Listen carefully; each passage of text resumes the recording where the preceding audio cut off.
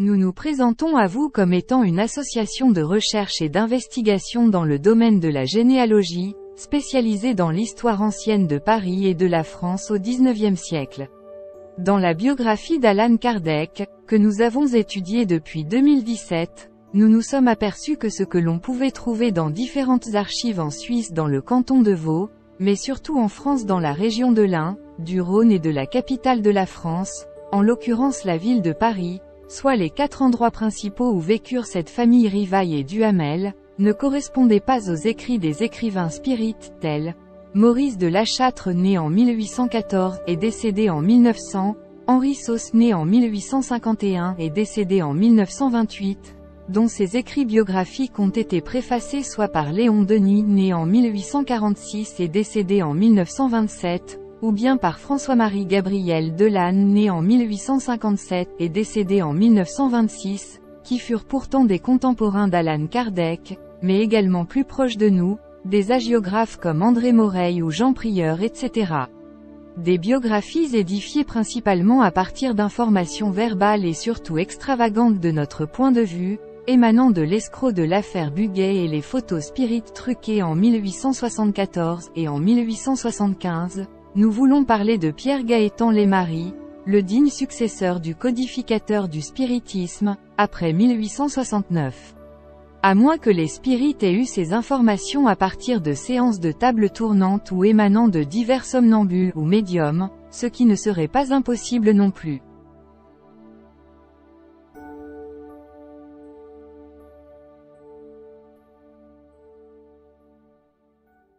En collectant les principales informations et surtout en faisant un rapide récapitulatif de ce que nous ont avancé ces grands écrivains spirites que nous venons de vous citer, nous aurions le portrait de Denisard Hippolyte Léon Rivail dit Allan Kardec, qui pourrait ressembler à ceci. Extrait. Allan Kardec aurait eu un ancêtre lointain qui s'appelait Aymar Rivail né à Saint-Marcellin dans l'Isère, proche du roi François Ier, d'Anne de Bretagne et qui était très lié au chevalier Bayard. Son grand-père paternel Antoine Rivail fut seigneur de la Leurchère.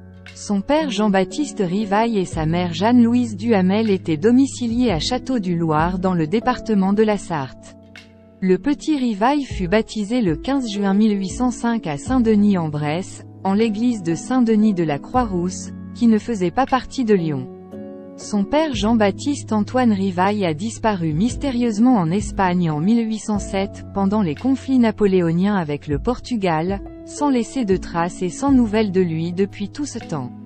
Pour les scientologues spirites, vraisemblablement décédé sur un champ de bataille ou en service commandé, laissant croire aux lecteurs de passage que ce fut un héros en somme, dans la tête du petit Rivail. Denisard Hippolyte Léon Rivail fit ses premières études à Lyon. Il fut élève à Yverdon-les-Bains, endroit de Suisse dans lequel il remplaça maître Johann Heinrich Pestalozzi, à la direction de son école lorsque celui-ci était absent. Il était bachelier en lettres et en sciences. Il fit des études de médecine et avait présenté sa thèse avec brio. À 20 ans, il fut exempté du service militaire. Son institut rue de Sèvres ferma ses portes en 1834 pour faillite, à cause de dettes de jeu de son oncle François Duhamel qui était son bailleur de fonds. Il tint plusieurs comptabilités pour gagner péniblement sa vie et avoir une modeste aisance. En 1844, il collabora avec David Eugène Lévy Alvarez pour la création d'un institut. En 1849, Denisard Hippolyte Léon Rivail fut professeur au lycée polymatique dans lequel il faisait des cours de physiologie, d'astronomie, de chimie et de physique. Il publia des ouvrages adoptés par l'Université de France, visiblement jusqu'à la création de son mouvement en 1857, puisque tous ces écrivains spirites n'avancent rien d'autre que cela en matière de curriculum vitae. Nous n'inventons malheureusement rien concernant ce préambule, et vous pouvez d'ailleurs facilement vérifier ces écrits en tapant le nom de ces auteurs sur le moteur de recherche Google, ou en vous rendant sur les sites de scientologie spirit de toutes sortes. Il est bien entendu qu'il en va de notre notoriété de généalogiste chroniqueur de France. Au-delà de toutes ces brochures biographiques d'Allan Kardec, qui sont encore largement en vente de nos jours, au regard et à la compréhension des adeptes de ce précepte, ou bien même des curieux visiteurs encore non initiés, que ce soit sur le web ou bien même au sein d'associations spirites, complètement faussées du point de vue carrière professionnelle de cet homme ayant vécu au XIXe siècle. Il existe cependant quelques rares associations spirites, qui arrivent à nous conter quelque chose d'un peu plus juste, mais cependant, dans des évidences tout à fait personnelles, ce qui est bien dommage du point de vue discernement. Par contre, ces quelques assemblées spirites, sont placées sur le web, comme notre biographie de ce personnage mystérieux, noyé au beau milieu de tout cet océan d'informations falsifiées, nous venant des responsables scientologues, qui trompent le lecteur de passage en recherche de la vérité absolue, ayant pour seul but de conduire l'internaute sur une route illusoire et ainsi l'éloigner de la réalité.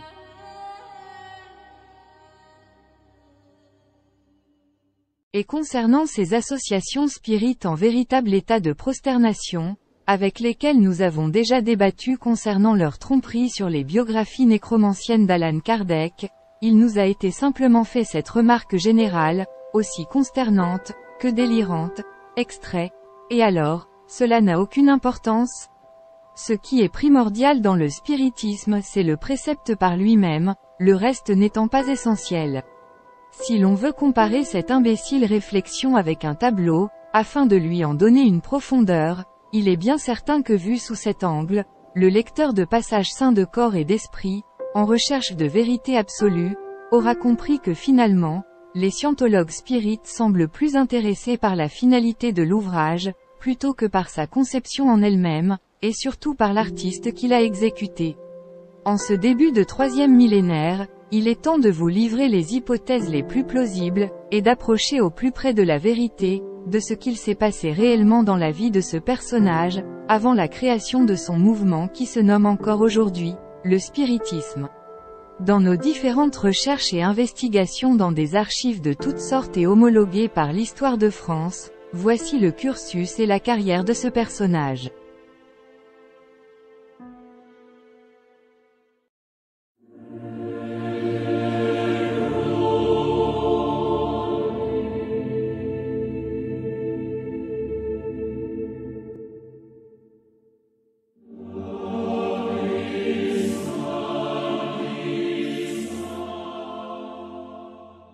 Dans le premier volet de cette biographie, nous avions évoqué la vie d'Allan Kardec depuis sa naissance à Lyon en 1804, jusque dans les années 1820, alors qu'en compagnie de sa mère Jeanne-Louise Duhamel, il se trouvait à Yverdon-les-Bains en Suisse depuis 1815, à l'abri des troubles dits napoléoniens.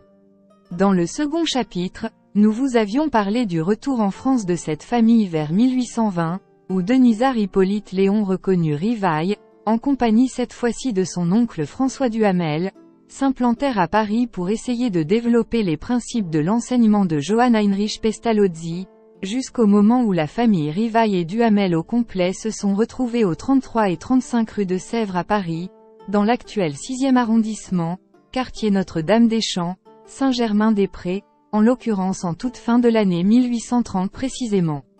Dans le troisième chapitre, nous vous avions narré la vie de cette famille Rivaille et Duhamel dans l'Institut de Sèvres à Paris, à partir de 1831, Allan Kardec étant toujours sous les drapeaux à ce moment-là, de sa rencontre avec Amélie Gabrielle Boudet sa future femme, mais également de la disparition de Jeanne-Louise Duhamel sa mère en 1832, et de son père reconnu Jean-Baptiste Antoine Rivaille en 1834 dans la ville de Périgueux, sans oublier de vous avoir parlé des nombreuses difficultés que ce personnage rencontra dans son petit établissement scolaire, très peu fréquenté, et de ses nombreuses adhésions pour le coup, très éphémères il faut le dire, dans des sociétés savantes, pour essayer de se frayer un chemin dans cette France du XIXe siècle, jusqu'en l'année 1838.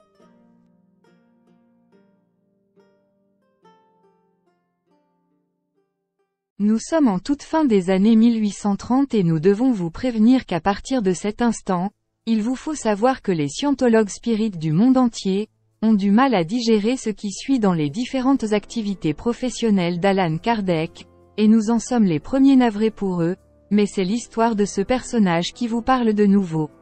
En 1839, Alan Kardec en collaboration avec un associé du nom de Maurice de La Châtre, négociant, créèrent une banque dite des échanges, sous la feuille d'annonce légale numéro 4218 répertoriée sur le journal officiel de la Chambre des métiers et de l'industrie, en date du 17 mars 1839, acte validé depuis le 1er mars de la même année, dont le siège social se situait au numéro 18 de la rue Louis-le-Grand à Paris, dans le 2e arrondissement, quartier Galion, qui avait pour but de faciliter les transactions commerciales et ainsi fournir de nouveaux débouchés au commerce et à l'industrie, afin de subvenir aux défauts de ressources pécuniaires, par l'échange des produits de toute nature. La durée de la Banque des échanges avait été fixée par la Chambre de commerce et d'industrie à 10 ans. Un journal dit des échanges vit le jour en même temps, au siège social de la banque du même nom. À en croire un article écrit par Alan Kardec lui-même sur ce journal en juillet 1839, cette banque fonctionnait très bien, le journal se vendait en grand nombre, les abonnés arrivaient de tous horizons et surtout les annonces et les publicités qui étaient payantes, affluaient et généraient des bénéfices conséquents. Vous pourrez retrouver ce document sur notre site généalogique, Généanet, la case 54. Nous ouvrons une petite parenthèse dans cette biographie historique du personnage Alan Kardec, car il vous faut comprendre un petit épisode dans la vie de cette famille que certains biographes spirites contemporains à notre époque, veulent nous faire avaler pour on ne sait quelle raison et surtout dans quel but, mais nous tenons vivement à vous l'évoquer. Donc, ces animateurs animent des conférences, mais aussi des vidéos, et cela est tout à fait normal en notre siècle, où la communication et les échanges de toutes sortes se font par ces intermédiaires. Nous voulons parler des moteurs de recherche Google ou YouTube, bien connus de tous. Et justement, concernant la biographie de Alan Kardec, notre attention s'est portée et arrêtée sur des vidéos spirites, présentes sur le web, et dont vous pourrez retrouver un lien dans notre commentaire épinglé. Une autre attention de notre part, s'est focalisée également sur un site outre-Atlantique émanant d'un pays d'Amérique du Sud, et dont vous pourrez consulter ce lien également sur notre commentaire épinglé.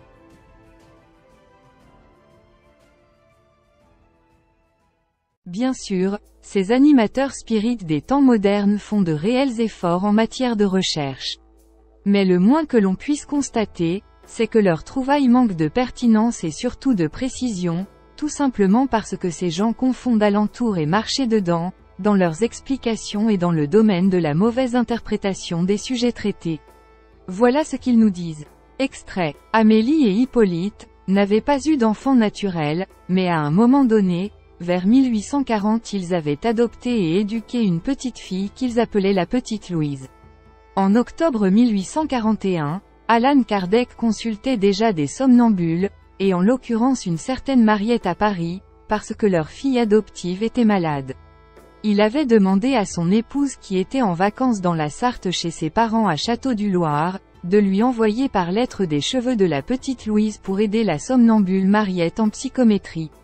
On nous dit également que dans les correspondances, la petite Louise s'occupait très certainement des poules à la campagne, à l'intérieur de la propriété des parents d'Amélie Gabrielle Boudet. Elle serait même venue à Paris avec sa mère adoptive juste après le 29 septembre 1845. Là aussi, on a fait des recherches dans différentes lettres de Kardec à Amélie et des parents d'Amélie à l'intention de leur fille, où on a pu retracer un petit peu les évidences de cette adoption. Elle était adoptive parce que là, on a regardé les lois et à l'époque ils n'avaient pas les conditions pour pouvoir l'adopter légalement. C'est pour cela que la petite Louise ne portait pas le nom de Rivaille. Et c'est ce qui complique un petit peu la recherche pour savoir exactement qui c'était. On y apprend également qu'en toute urgence, le père d'Amélie Gabrielle Boudet, à partir de sa propriété de Château-du-Loir, en date du 6 décembre 1845, annonça par lettre aux parents adoptifs de la pauvre enfant, son décès. Vous voyez qu'ils avaient quand même 3 frères et sœurs et une fille adoptive qui sont décédés jeunes etc.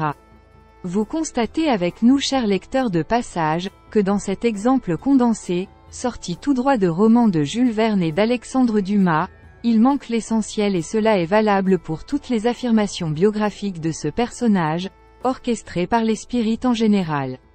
En effet, pour avoir de l'exactitude en matière d'histoire et de généalogie, eh bien il faut consulter de vraies archives et non des échanges de correspondance, ou même de lois qui n'aboutissent à pas grand-chose en matière d'information capitale, si ce n'est à de l'approximation, de la supposition et non de l'évidence, toujours ce mot qui plaît à ce mouvement. Si nous comprenons bien le sens exact des propos qui sont tenus par ces animateurs dans leurs conférences, ils nous laissent supposer que cette jeune fille était abandonnée et donc clairement, qu'elle n'avait pas de parents ou que ses parents étaient trop pauvres pour s'occuper d'elle.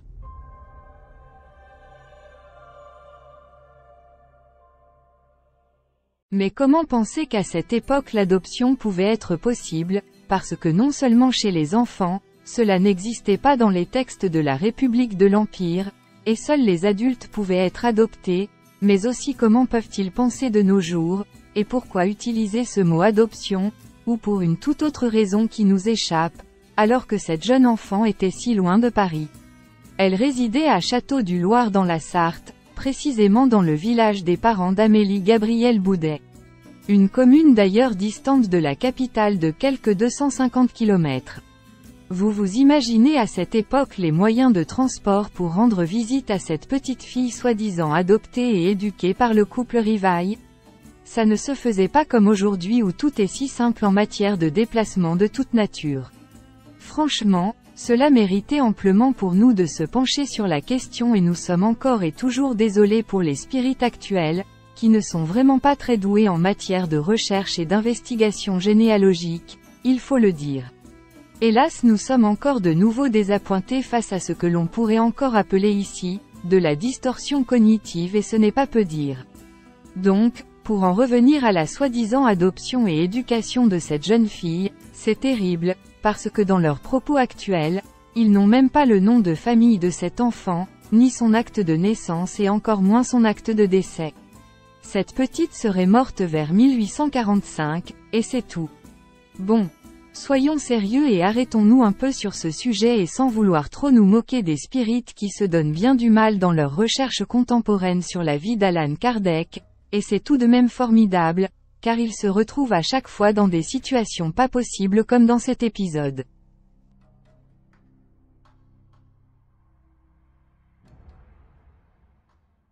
Concrètement et le plus tranquillement du monde, nous nous sommes rendus en ligne, sur les archives du département de la Sarthe en 1845, comme vous pouvez vous-même le faire en toute simplicité. Dans le village de Château-du-Loir que trouvons-nous donc?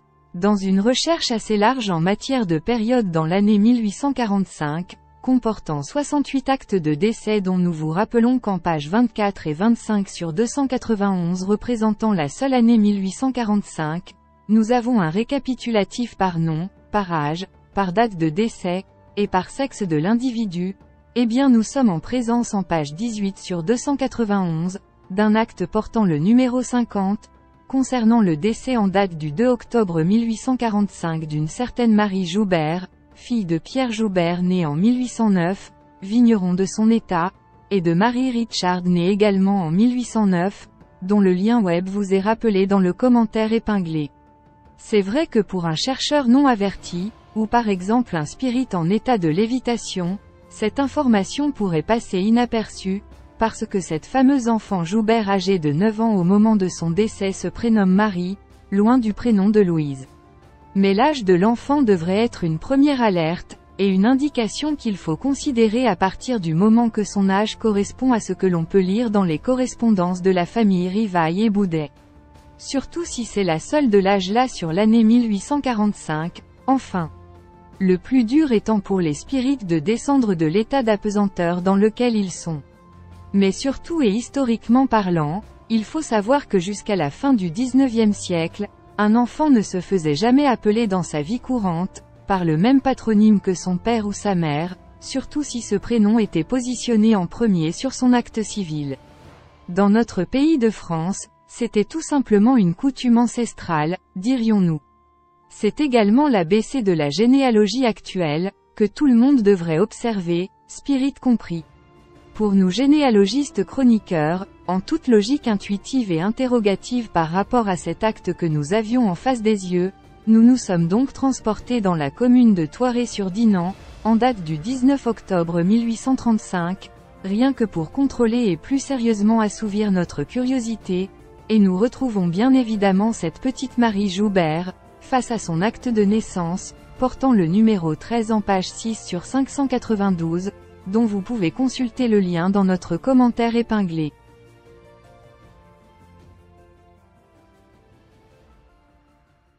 Et qu'apprenons-nous d'après vous, chers lecteurs de passage? Tout simplement que cette petite fille portait les prénoms de Marie, Françoise et surtout Louise. La voilà la petite Louise? Non, vous pouvez vérifier, il n'y en a pas d'autre. En complément historique, nous vous apportons les informations que cette petite fille originaire de Thoiré-sur-Dinant, petite commune à quelques 8 km de distance de Château-du-Loir, était à l'hospice de cette commune en 1844, qui faisait office également d'hôpital, vraisemblablement très malade, sous l'étroite surveillance de monsieur Henri Lemonnier, médecin de cet hospice, et de monsieur Jean-Baptiste Voisin, praticien de l'hospice, un hôpital régional dans la commune où vivaient précisément les parents d'Amélie Gabrielle Boudet. On peut penser que les parents d'Amélie Gabrielle Boudet s'étaient penchés de près sur la santé de cette jeune enfant en lui rendant visite, et c'était assurément un autre usage au XIXe siècle, qui consistait pour les notables et les bourgeois de rendre visite aux malades, en l'occurrence dans ce petit village, dans une charité morale que nous pourrions facilement leur reconnaître, et de ce fait, Amélie Gabrielle Boudet et Denisard Hippolyte Léon reconnus Rivaille également, lorsqu'ils venaient en repos dans le département de la Sarthe, retrouvaient cette petite fille logiquement dans cet hôpital de campagne. Mais de là à dire qu'ils avaient adopté et éduqué cette jeune enfant dans le sens propre du terme, il y a un monde, pour la simple et bonne raison qu'elle avait des parents légaux qui étaient bien vivants et qui habitaient à proximité de Château-du-Loir, dans la commune de Thoiré-sur-Dinant, mais qui n'avaient peut-être pas toutes les possibilités de s'occuper pleinement de leur enfant ou de lui rendre visite tous les jours. Peut-être aussi que les parents d'Amélie Gabrielle Boudet avaient pris particulièrement en grâce cette jeune enfant, et pourquoi pas de temps en temps l'emmener dans leur domaine, pour lui apporter un peu de chaleur et d'espoir dans sa maladie, en accord avec les responsables soignants de l'hôpital et surtout des parents de cette petite fille bien évidemment, qui se trouvait à 8 km de distance et dans une situation de détresse psychologique comme nous pouvons se l'imaginer, et ce n'est pas non plus impossible du tout pour nous de penser cela, loin s'en faut. Voilà la vérité la plus plausible concernant cet épisode d'une soi-disant adoption proprement dite par les spirites qui n'en est absolument pas une, que les scientologues tournent à leur manière et à leur avantage, d'une façon tout à fait en dehors du sujet, et surtout ce mot adoption complètement inapproprié à la situation ici présente, pour on ne sait quelle raison en définitive, ou faire ressortir on ne sait quoi, et une fois de plus, ils se mettent encore et toujours dans une drôle de galère tellement inconfortable que nous nous demandons comment ils vont expliquer à leurs adeptes ce nouvel épisode retentissant que nous leur livrons en main, en espérant qu'ils vont vite gommer cette fake de leur biographie moderne sur la vie de Allan Kardec, et nous proposer la sincérité qui préoccupe avant tout le lecteur de passage, à la recherche de la vérité.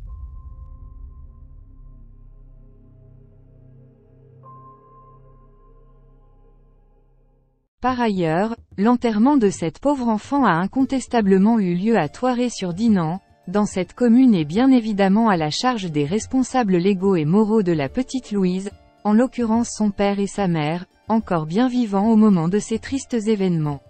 La preuve avec cette lettre adressée aux époux Rivaille à Paris, par le père d'Amélie Gabrielle Boudet, qui n'était visiblement pas très pressé d'annoncer la mort de cet enfant, puisque ce fut en date du 6 décembre 1845, soit 1 mois et demi après son décès, pour des parents adoptifs et éducateurs, vous avouerez que c'est un peu gros pour le coup. La petite Louise était enterrée depuis bien longtemps. Sans oublier que cet animateur de conférence informa ses adeptes sud-américains sur un journal local, que la petite Louise serait venue à Paris avec sa mère adoptive après le 29 septembre 1845, soit la veille ou l'avant-veille de sa mort. Mais elle devait être mourante à cette date-là, et dans un drôle d'état? Non, pour nous généalogistes chroniqueurs de France, l'épisode de la petite Louise est définitivement clos.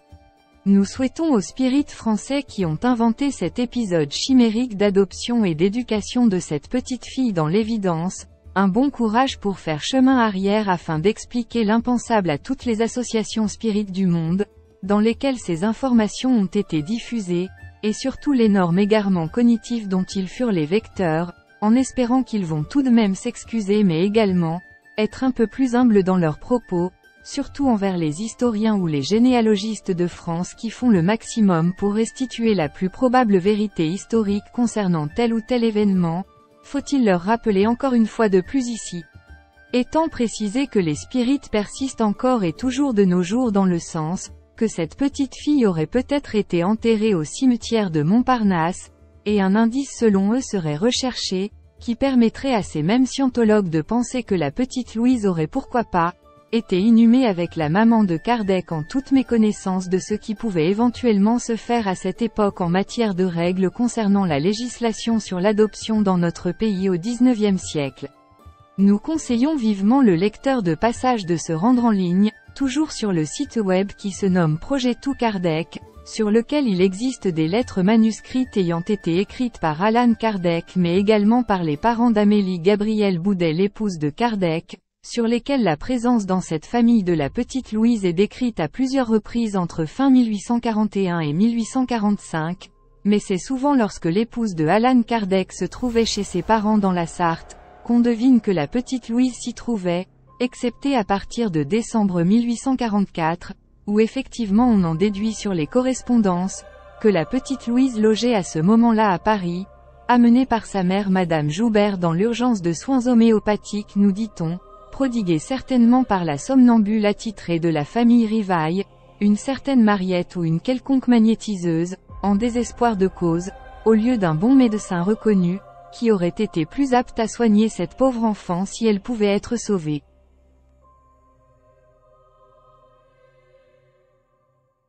Une lettre d'ailleurs écrite par les parents d'Amélie Gabrielle Boudet en date du 6 juin 1845, à destination de leur fille dans laquelle ils savaient que la petite Louise n'était pas bien du tout, et qu'ils n'avaient pas grande confiance dans les soins homéopathiques, surtout venant d'une pseudo-guérisseuse, puisqu'ils l'avaient expliqué clairement sur cette correspondance, à juste titre d'ailleurs.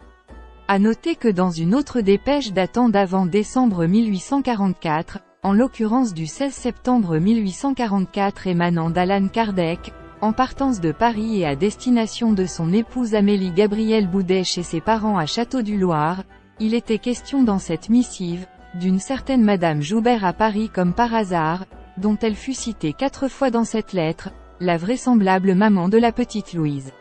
Une observation étant que toutes les lettres présentes sur ce portail spirit n'ont pas toutes été retranscrites lisiblement pour l'internaute, il vous faudra de la patience pour déchiffrer ces lettres, et surtout il vous faut savoir qu'il manque 2 correspondances majeures pour la compréhension de cet épisode de la petite Louise, que les scientologues gardent dans le plus grand des secrets, en l'occurrence une lettre du 29 septembre 1845 de Allan Kardec en partance de Paris, et à destination d'Amélie Gabrielle Boudet son épouse à Château-du-Loir dans la Sarthe, et un courrier du 6 décembre 1845 du père d'Amélie Gabrielle Boudet en partance de Château-du-Loir et à destination de sa fille à Paris, dans lesquels on devrait apprendre des choses hyper intéressantes concernant la maladie et surtout la mort de cette fameuse petite Louise.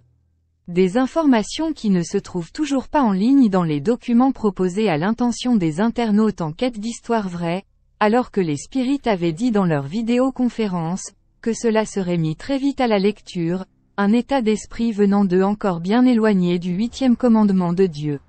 Nous avons simplement pu récupérer 2 phrases au vol, à savoir de Rivaille à son épouse en date du 29 septembre 1845. Extrait.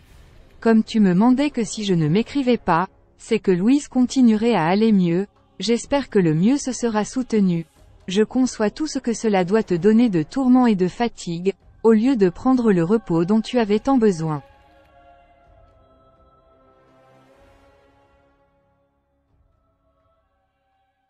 Mais également celle du père d'Amélie Gabrielle Boudet en partance de Château-du-Loir et à destination de sa fille à Paris, en date du 6 décembre 1845, extrait. Je n'ai pas attendu pour te plaindre ma chère Amélie, le malheureux événement que m'annonce ta dernière.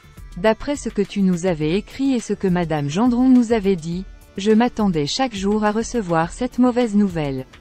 Il est bien triste et bien malheureux de quitter la vie quand on ne fait que commencer à en jouir, tandis que d'autres qui ont parcouru une longue carrière pourraient sans autant de regrets la terminer. Comme tu me le dis, il n'est pas dans la nature de l'homme d'être parfaitement heureux, Il faut nous contenter de la portion qui nous est départie.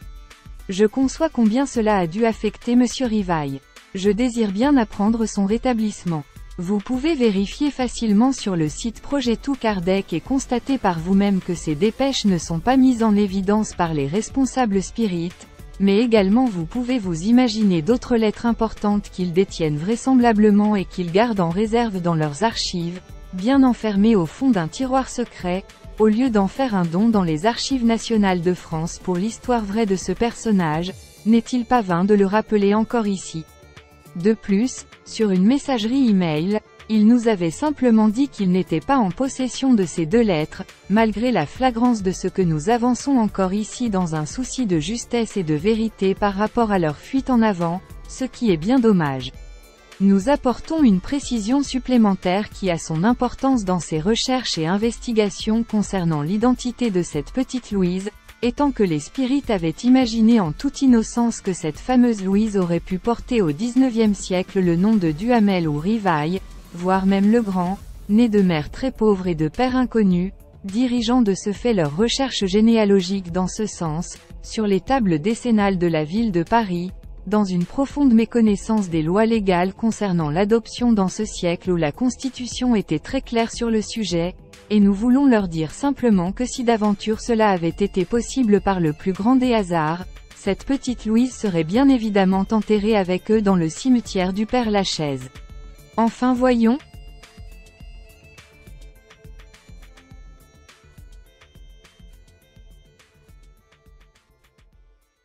Il est très important et surtout impératif que vous puissiez lire sérieusement les courriers de toute cette période sur Projeto Kardec, pour vous rendre compte que Denisard Hippolyte Léon reconnu Rivail et son épouse, étaient déjà très accros aux pseudo-scientifiques, car ils ne savaient prendre aucune décision, sans l'avis de cette somnambule et magnétiseuse Mariette, qui apparaît d'ailleurs très souvent dans les propos de ce couple, et dont ils étaient persuadés qu'elle réglerait tous leurs problèmes, que ce soit concernant la santé de la petite Louise, mais aussi dans leurs différentes affaires familiales ou professionnelles, et également concernant Rivail et son oncle François Duhamel, aux jeux d'argent dans les casinos qu'ils fréquentaient tous les deux, et que dire également de la teneur de ce qui est dit dans tous ces courriers, dans un français primaire, tout à fait basique et quasi incompréhensible, que nous avons d'ailleurs eu du mal à déchiffrer et à comprendre à certains endroits, pour un grand professeur et un grand pédagogue selon les scientologues spirites du monde entier.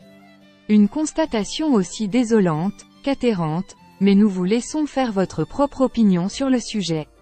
Après cette petite parenthèse qui méritait d'être signalée au lecteur de passage, revenons à cette biographie proprement dite car à cette époque la famille Rivail et Duhamel était occupée à bien d'autres choses de plus sérieux pour eux, qui s'appelle le monde des affaires en tout genre. En 1841 toujours demeurant rue de Sèvres dans son institut dont il était encore le locataire, Denisard Hippolyte Léon reconnu Rivail avait un remplaçant qui avait été mandé par l'État français de l'époque, et qui se nommait Hubert Amédée Pitolet, pour reprendre sa succession dans son établissement scolaire, étant très occupé dans ses nouvelles fonctions de négociant banquier. Les affaires prospéraient tellement bien dans le domaine de la finance et du négoce, qu'il créa une succursale de sa banque, située au numéro 4 rue Neuve-Bourg-l'Abbé, dans le 3e arrondissement de Paris, quartier Sainte-Avoye. Concernant les animateurs de conférences spirites de nos jours, beaucoup se trompent sur l'Institut Rivail de la rue de Sèvres parce qu'ils viennent nous dire que cet établissement avait changé de propriétaire, ce qui est déjà faux puisque nous parlons d'un bail et donc d'une location avec les Jésuites de France qui eux, étaient les vrais propriétaires des lieux, comme vous pourrez le constater sur le lien que nous vous donnons dans le commentaire épinglé. On se demande bien quelle équipe de chercheurs et d'investigateurs, dans le domaine de l'histoire, les spirites nous viennent-ils?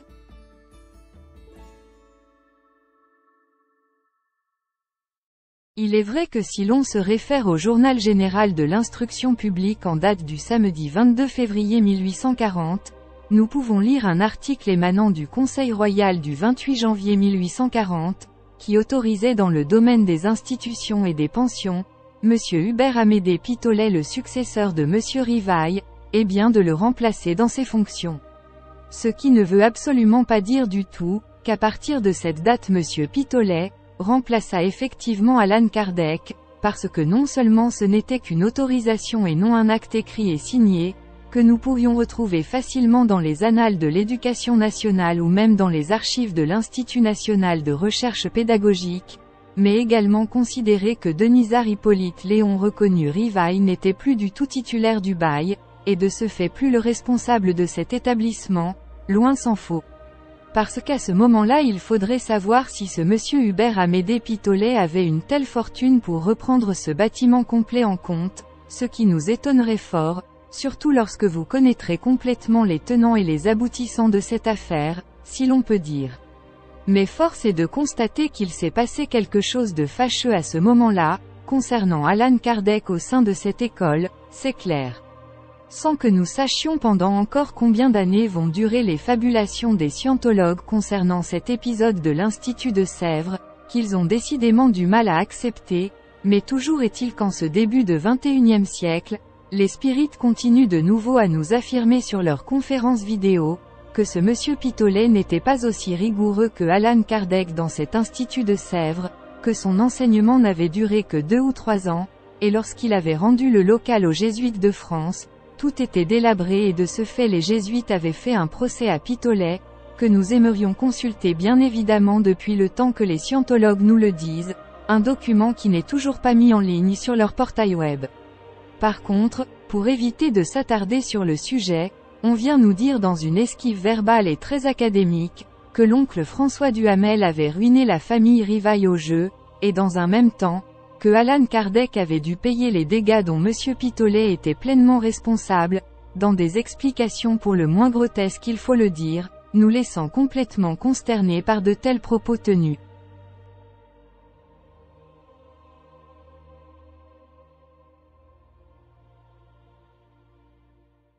En outre, nous avons constaté sur plusieurs autres écrits, que les spirites qualifieraient d'ailleurs de satiriques, parce qu'il s'agit de transcriptions dans plusieurs journaux différents qu'ils n'aiment pas, mais ces gazettes nous permettent tout de même de retrouver le parcours de ce vrai professeur justement au 35 rue de Sèvres, jusqu'à la fin du bail d'Allan Kardec, en l'occurrence jusqu'en 1844. Cette institution de surcroît qui se recommandait pour ses études industrielles et commerciales. D'ailleurs plusieurs des élèves qui furent formés par monsieur Pitolet, furent envoyés au collège Saint-Louis très réputé, et obtinrent des premiers prix. En plus, nous donnons quelques informations supplémentaires qui pourraient aiguiller mesdames et messieurs les spirites dans leurs recherches éventuelles sur ce monsieur Hubert Amédée Pitolet, qui était né le 15 juin 1813 et décédé en 1889 à Paris dans le 16e arrondissement, fils de Quentin et de Agathe Pourjon, et avait épousé une certaine Louise Adélaïde Hildebrand en date du 20 juin 1840. À partir de 1845 cet instituteur devint maître de pension et chef d'institut au numéro 57 rue de Clichy à Paris dans le 9e arrondissement quartier Saint-Georges, mais également cours de la Trinité dans le même arrondissement pendant une bonne dizaine d'années. Il publia le guide légal administratif et pédagogique, contenant toute la législation relative à l'instruction primaire aux éditions Belin, un ouvrage cité par monsieur Ferdinand Buisson. Ensuite il fut inspecteur honoraire de l'enseignement primaire du département de la Seine, officier de l'instruction publique pour terminer vraisemblablement sa carrière dans le domaine de l'enseignement. Vous voyez que ce monsieur Pitolet était une personne tout à fait fiable dans le domaine de l'éducation publique.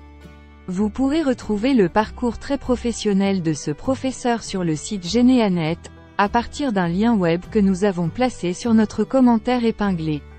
De notre côté, ce que nous possédons en plus à l'heure d'aujourd'hui, que les scientologues ont malheureusement tendance à occulter, en attendant mieux de leur part dans leur recherche d'informations en provenance des tribunaux nous disent-ils, ce sont les écrits que nous avons pu récolter aux archives françaises de la Compagnie de Jésus située au numéro 15 de la rue Raymond Marcheron à Vanves, dans le département des Hauts-de-Seine, et il ne faut surtout pas les oublier ceux-là, car ils sont plus que complémentaires dans la recherche pour la vérité, ils sont historiques ceux-là, et les spirites le savent très bien.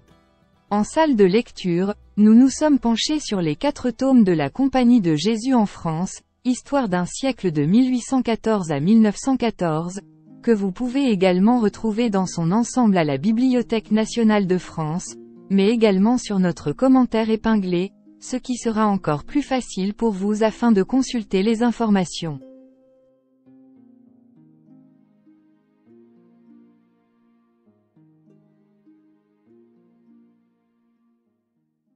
Entre parenthèses, il vous faut savoir que la conservatrice des archives des Jésuites de France en personne, nous a bien précisé que nous pouvions faire entièrement confiance aux écrits de cet archiviste de l'histoire des Jésuites, qui s'appelait Monsieur Burnichon, étant donné qu'en 1923 il avait reçu le prix Alphen décerné par l'Académie française pour l'établissement de ces 4 tomes concernant l'histoire de la Compagnie de Jésus en France, c'est dire le sérieux de cet écrivain en matière de faits avérés. Nous avons disposé également de plusieurs documents concernant le bâtiment du 35 rue de Sèvres dans des côtes numérotées et très clairement référencées. Ces dossiers contiennent entre autres des plans et des photographies de la maison Professe et donc de l'Institut Rivail et Duhamel. Mais également nous avons consulté les fonds de la province de Paris dans une série écrite en latin, Historia Domus Parisiensis de Delattre Paris et Sèvres, entre les années 1814 et 1853 en pages 1333 et 1334, information sortie de son ouvrage en plusieurs volumes sous le nom exact de Pierre Delattre, les établissements des Jésuites en France, depuis 4 siècles. Et que découvrons-nous, en faisant le condensé de tous ces écrits, nous apprenons qu'historiquement parlant, la maison 6 au 33 et 35 de la rue de Sèvres située dans le 15e arrondissement de Paris, quartier Notre-Dame-des-Champs-Saint-Germain-des-Prés, fut acquise par les Jésuites en 1821. Elle fut occupée peu à partir de 1822 sans que ces derniers abandonnèrent la rue des Postes. Elle était la résidence du supérieur et de la plupart des pairs qui l'entouraient et cette grande demeure se nommait la maison Professe de Paris. Après le départ des pairs en 1830, l'immeuble fut donc loué à la famille Rivail et Duhamel pour une durée de 14 années et donc jusqu'en 1844. C'était une institution de garçons dans laquelle cette famille résida jusque dans le courant de l'année 1841. Les élèves avaient mis l'immeuble presque en ruine. Une vieille Historia Domus en fait une description plus pathétique encore dans son latin que nous avons traduit en ces termes. Dans quel état misérable cette résidence, jadis si belle, nous est-elle apparue à notre retour, ceux-là seuls savent qui l'ont vue. Louée à je ne sais quels écoliers, gens sans foi, sans conscience, cette maison est à peine reconnaissable pour ceux qui jadis l'ont habitée. Les murs sont délabrés, les planchers arrachés, le jardin bouleversé. L'ensemble fait l'effet d'une vaste ruine.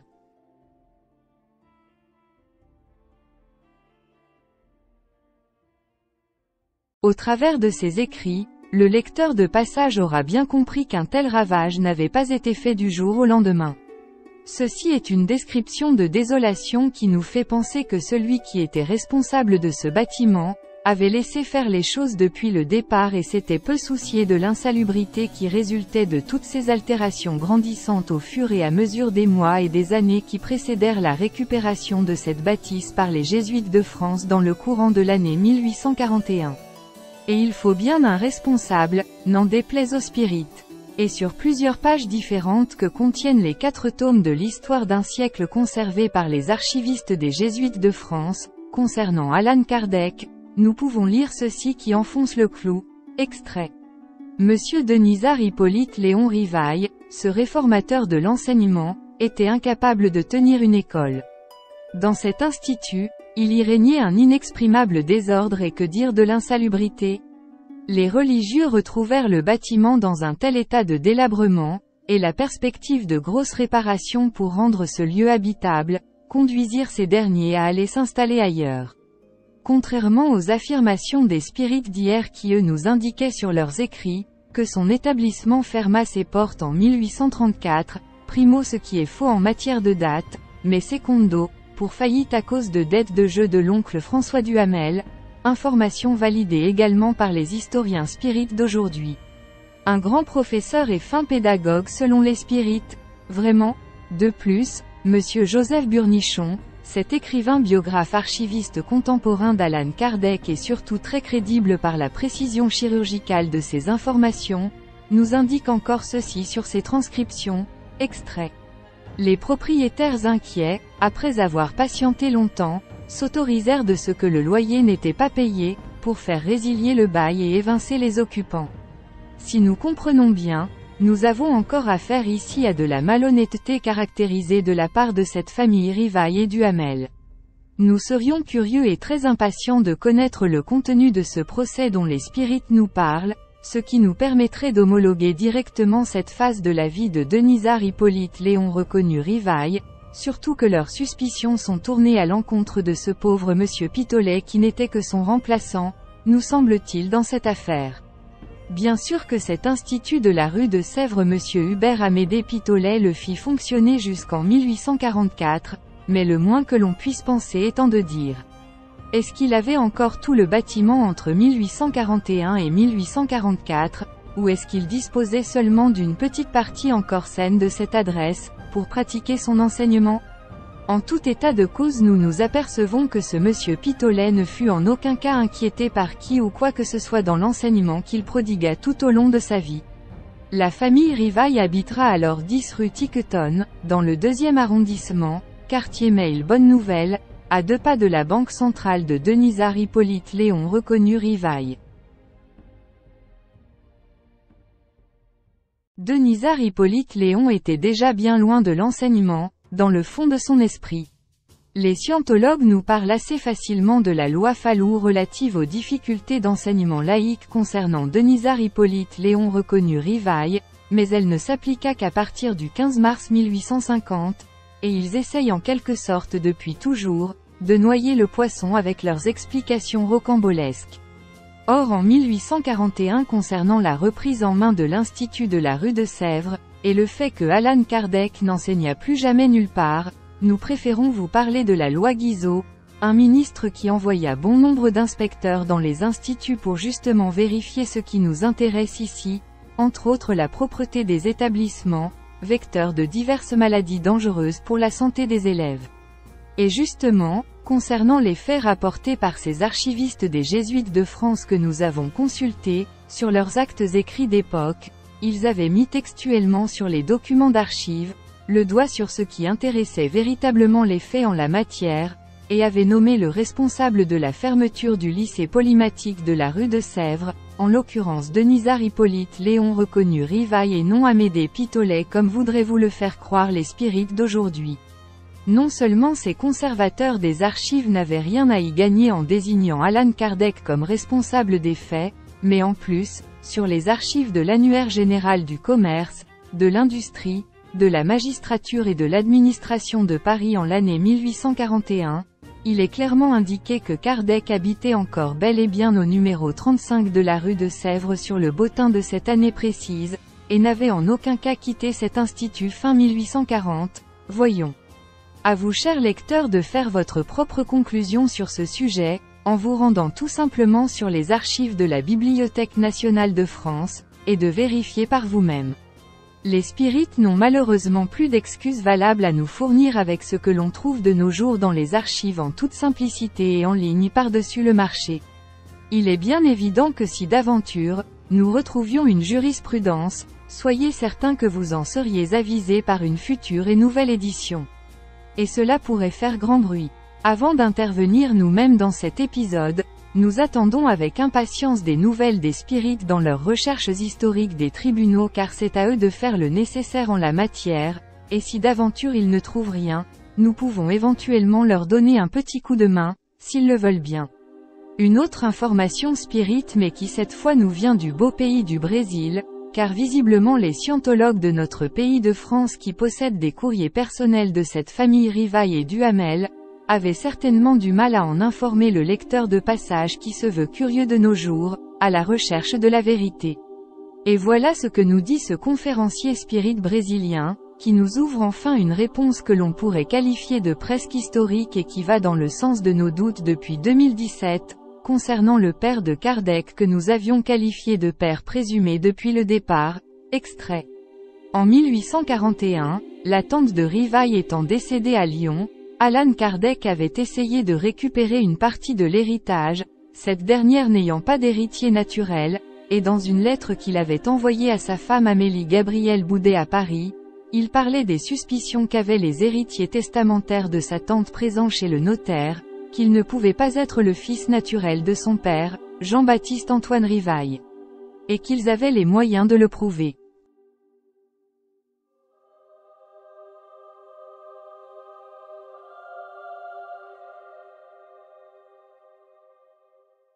Voilà une information très intéressante qui mérite de la part des spirites de plus amples explications pour le coup. Par contre, ce scientologue brésilien ne nous donne pas non plus l'identité précise de cette tante. S'agissait-il de Reine Rivail épouse Matevaux née le 12 janvier 1758 à Lyon, ou bien Anne-Sophie Rivail née le 15 février 1760 à Lyon également? Mais aussi est-ce que Allan Kardec avait récupéré une quelconque somme d'argent pour la circonstance, et relative à la disparition de sa tante? En espérant que nous pourrons un jour jeter un œil averti sur tous ces courriers que les spirites possédaient depuis plus de 150 ans, jusqu'à aujourd'hui nous vous le précisons encore ici. Étant donné que les spirites sont plus doués autour d'une table tournante dans des communications avec les esprits farceurs ou les soi-disant défunts dans l'au-delà pour avoir des informations, nous leur sommes venus en aide sur la généalogie, une matière qu'ils ont décidément du mal à maîtriser, surtout lorsque l'on n'a pas les deux pieds bien sur terre. Après des recherches très faciles, il faut le dire, nous en avons déduit qu'il s'agissait d'une certaine Reine Rivail qui était née le 12 janvier 1758 à Lyon, et mariée le 17 janvier 1775 à Lyon, dans un premier temps avec un certain Léonard Gay né en 1751 et décédé en 1795, rentier de son état à Saint-Andéol-le-Château. Dans un second temps, elle fut remariée avec un certain François Matevaux, premier intendant de Messire Léonard Gay, le premier mari de Reine Rivail. Elle décéda le 13 août 1841 à Lyon à l'âge de 83 ans, et fut inhumée au cimetière de la Loyasse situé dans le 5e arrondissement de Lyon. C'est donc la bonne tante qui nous intéresse ici dans cette biographie historique, tout simplement. Effectivement, en relisant et en déchiffrant le contenu de cette missive, qui se trouve sur le site Progetto Kardec, nous pouvons dire enfin aujourd'hui, même s'il a fallu attendre quelques 150 ans après la mort de Allan Kardec, et plus précisément sur une lettre de correspondance qu'il écrivit lui-même de Lyon en date du 20 août 1841, à destination de son épouse Amélie Gabrielle Boudet demeurant à ce moment-là, 10 rue Tiquetonne à Paris, par ailleurs le cachet de la Poste faisant foi, concernant une partie de l'héritage qu'il revendiquait à l'époque, lui venant de sa tante Reine Rivail épouse Matevaux, la sœur de Jean-Baptiste Antoine Rivail sur laquelle Denisard Hippolyte Léon reconnu Rivail indiqua clairement de sa propre écriture, extrait, qu'il n'était pas le fils biologique de Jean-Baptiste Rivail, et qu'il soupçonnait lui-même cette information depuis un certain temps.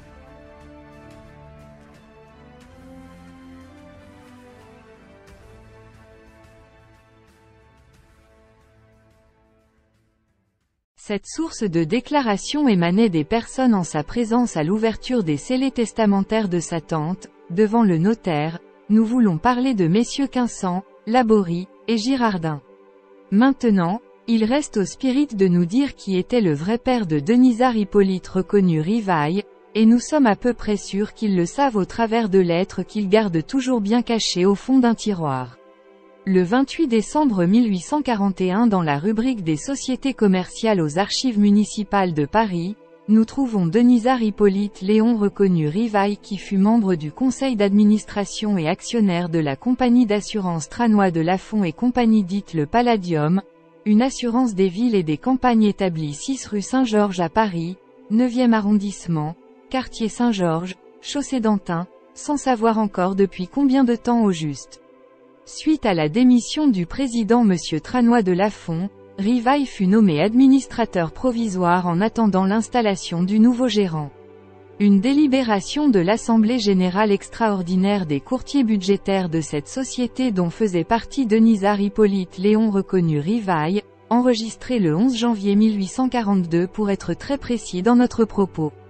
En 1842, les deux associés négociants banquiers, Allan Kardec et Maurice de Lachâtre créèrent une nouvelle succursale de la Banque des échanges que l'on peut retrouver de nos jours, dans les archives de l'Annuaire général du commerce, de l'industrie, de la magistrature et de l'administration ou les 500 000 adresses de Paris, en page 401, rubrique banquier, 3e colonne, de Lachâtre et compagnie, située au numéro 26 rue Notre-Dame des Victoires à Paris, 2e arrondissement dans le quartier Vivienne-Mail, ce qui prouve que les affaires allaient bon train, contrairement aux spirites qui nous disent encore et toujours que Allan Kardec ne roulait pas sur l'or, et surtout cette expression venant d'eux avec insistance et qui prête à sourire, pour survivre, nous disent-ils.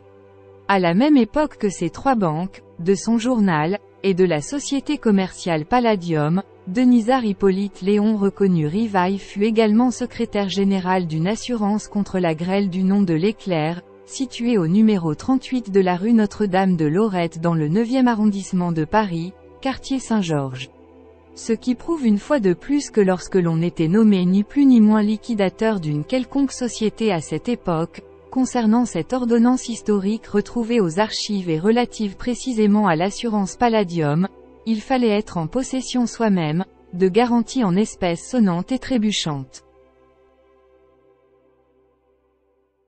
En plus, il y a même un membre spirit, dont nous tairons ici l'identité par respect pour lui, qui nous avait confié un jour en privé sur notre messagerie e-mail, que Rivaille fut également à cette époque liquidateur du journal La Patrie, peut-être encore une information sur un courrier personnel de Allan Kardec que les spirites possèdent et n'ont pas encore mis en ligne pour l'information de l'internaute.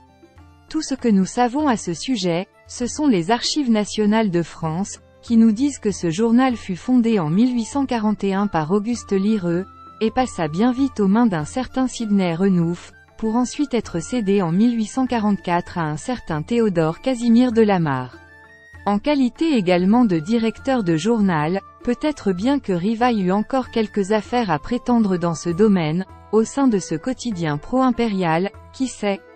Autre chose, dans le domaine des spéculations multiples nous retrouvons entre autres, 2 lettres manuscrites et surtout écrites par Allan Kardec lui-même, l'une en date du 15 août 1842 et l'autre en date du 12 août 1843, dans lesquelles il indiquait que lui et son oncle Duhamel se trouvaient tous deux à Aix-la-Chapelle en Allemagne.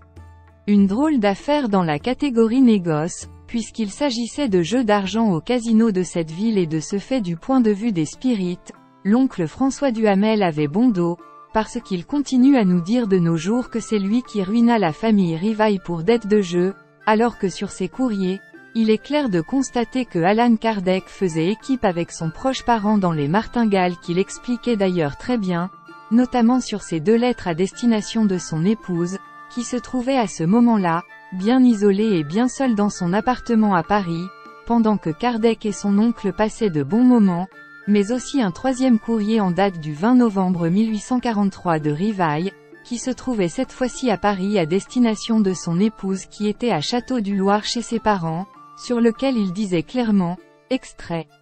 Cette chance contraire est tenace et vraiment extraordinaire et ne peut durer. Je crois encore qu'elle peut tourner. Je présume que depuis que vous avez cessé d'espérer en réalité, vous avez toujours laissé les séances, relevé les numéros et opéré fictivement. Mon avis serait donc, sauf le tien, d'essayer encore et si la chance continue à être rebelle, alors il faut revenir par force et en prendre son parti.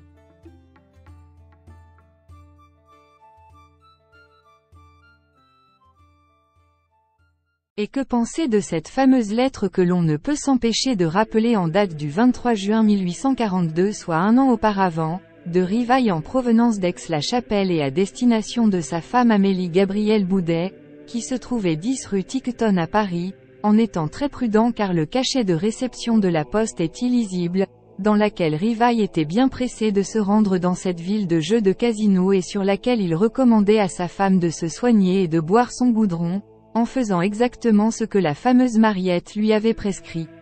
Rivaille avait d'ailleurs joint à son courrier une mèche de ses cheveux au moyen desquels sa somnambule Mariette pourrait s'endormir si cela était nécessaire, afin de lui donner des conseils dans ses martingales de jeu avec son oncle Duhamel. Allan Kardec, un drôle de personnage qui avait visiblement entraîné son épouse dans son délire, et un couple parfait qui se trouvait dès lors en plein rêve éveillé, vraiment. Nous comprenons mieux maintenant la suite de la vie de cet homme, dans le domaine de l'irrationnel. Des dépêches personnelles de Kardec, il en existe certainement d'autres, parlant de cette addiction au jeu d'argent de ce binôme de choc et très complice Rivaille et Duhamel, ainsi que la fréquentation de celui qui deviendra plus tard le mage Allan Kardec, dans le monde crédule des divinations et des pseudosciences de toutes sortes, que les spirites se gardent bien de diffuser en totalité à l'intention des lecteurs de passage, et vous l'aurez encore compris ici, malheureusement. En quelque sorte, ce personnage a toujours été dans une certaine dérive cognitive dans sa vie professionnelle, et cela ne nous étonne pas qu'il n'a jamais pu tenir un emploi dans la durée. Un manque de sérieux, rien que par rapport à ce que nous lisons dans ces différents courriers. En 1843, la famille Rivail et Duhamel demeura à une nouvelle adresse qui se situait au numéro 12 de la rue Taranne à Paris, dans le 6e arrondissement, quartier Saint-Germain-des-Prés, pour une durée de 1 an. À noter que cette adresse correspondait à la propriété qui avait appartenu au comte Armand Jules François, premier duc de Polignac né en 1746 et décédé en 1817, qui fut également occupée à un moment donné par le savant et philosophe Paul Thierry baron de Holbach, né en 1723 et décédé en 1789, mais cette adresse fut aussi la maison des Bains entre 1809 et bien après 1829. Cette propriété deviendra en 1847, le secrétariat de la Société française pour l'abolition de l'esclavage de 1834 à 1850, dont l'un des membres fondateurs fut le seul fils du célèbre marquis de Lafayette, en l'occurrence George Washington de Lafayette, et plus précisément Georges-Louis Gilbert Dumotier de Lafayette à l'état civil, né en 1779 et décédé en 1849.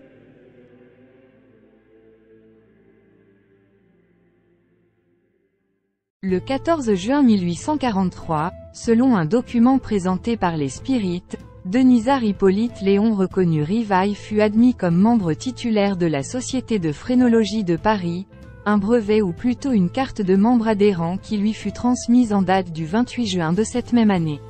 Pourtant à une époque où cette communauté dite savante était en plein déclin. Une congrégation qui fut créée le 14 janvier 1831 issue de la théorie de Franz Joseph Gall né en 1757 et décédé en 1828, et dissoute très rapidement pour fausseté scientifique en 1848, nous vous le rappelons.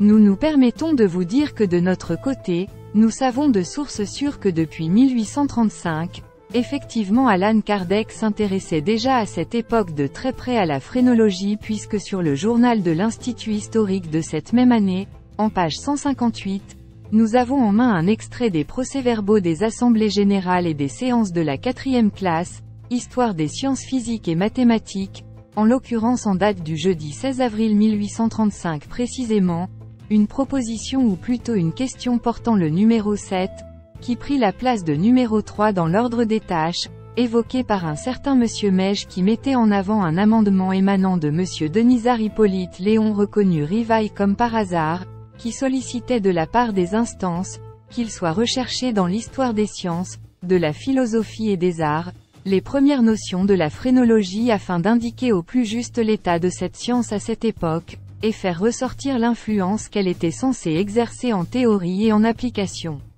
À noter que sur le moteur de recherche national Google, du Comité des travaux historiques et scientifiques ou des sociétés savantes si vous préférez, dont l'adresse web vous est indiquée sur notre commentaire épinglé, en entrant sur le portail du site de cet institut, il existe un moteur de recherche interne qui permet de retrouver un membre qui aurait appartenu à cette société savante, mais aussi à toutes les autres de cette époque. Malheureusement entre 1804 et 1869 il n'y a pas de Denisard Hippolyte Léon reconnu Rivail qui apparaît à l'écran, sous votre contrôle bien sûr. Certainement et encore une adhésion très éphémère de Kardec, dans une société dite savante, afin de se faufiler ou de se créer des entrées de toutes sortes, dans d'autres domaines que nous verrons dans le chapitre suivant, le domaine des spectacles en tout genre, mais également d'autres que nous développerons.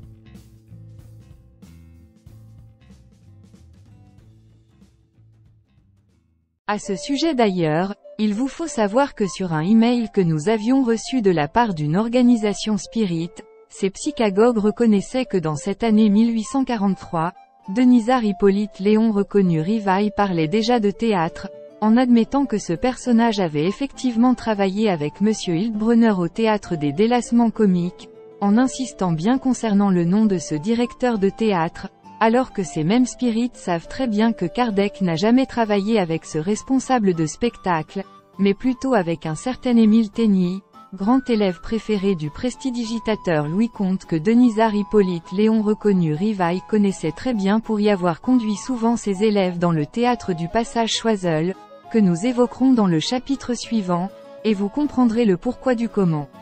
Une autre petite précision étant de dire que sur des lettres antérieures à 1853, Kardec parlait aussi d'autres théâtres en citant des noms que les chercheurs spirites devaient soi-disant vérifier, et une fois de plus, nous supposons que cette information se trouve sur un ou plusieurs courriers personnels de Kardec, qui n'est pas encore mis en ligne sur les réseaux. On aimerait pourtant connaître les noms des personnes que Rivail citait dans ces lettres mystérieuses, puisqu'il s'agissait de plusieurs autres théâtres que ceux que nous connaissons déjà et surtout plusieurs autres personnes. Tout ce que nous pouvons vous dire c'est effectivement des informations que nous avons puisées sur quelques sources sûres, à savoir des écrits dans des courriers que Rivail adressa à l'intention de son épouse Amélie Gabrielle Boudet à destination de Château-du-Loir chez ses parents, qu'il commençait à s'intéresser au monde des théâtres en citant ce monsieur de Montval, notamment sur des lettres du 12 août 1842 et du 22 octobre 1843. Mais s'agissait-il de Eugène de Montval, un auteur dramaturge, qui produisit entre autres La Petite Somnambule ou Coquetterie et Gourmandise au théâtre de Monsieur Comte, Passage Choiseul à Paris, et La Citadelle d'Anvers ou Le Séjour et la Conquête représentés au théâtre du Panthéon à Paris sous la direction de Monsieur Éric Bernard? Ce qui confirmerait par ailleurs nos informations concernant Allan Kardec dans le monde des théâtres à partir de 1845 de façon plus catégorique, enfin bref.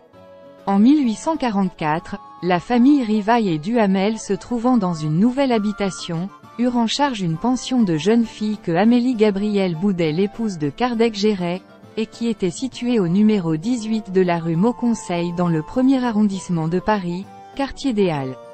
Certains scientologues spirites quant à eux, nous parlent à cette même période, de la collaboration de Denisard Hippolyte Léon reconnu Rivail avec le grand pédagogue David Eugène Lévy Alvarez, pour la création d'un institut dans lequel Allan Kardec donnait soi-disant des cours de mathématiques, une information qui est toujours en état de vérification depuis 2017, mais qui n'a jamais abouti et pour cause. Rivail avait bien d'autres chats à fouetter à cette époque, dans le domaine de la banque, du négoce et des assurances. Enfin voyons, par contre il fut collaborateur de ce grand professeur pour l'édition et le tirage de livres scolaires, puisque c'est lui qui possédait l'argent pour le faire, mais rien de plus car rappelez-vous que Monsieur Rivail était incapable de tenir une école, et encore moins des cours sérieux d'arithmétique, puisqu'il n'avait aucun diplôme dans le domaine de l'enseignement, même pas de petit instituteur de seconde classe, c'est dire.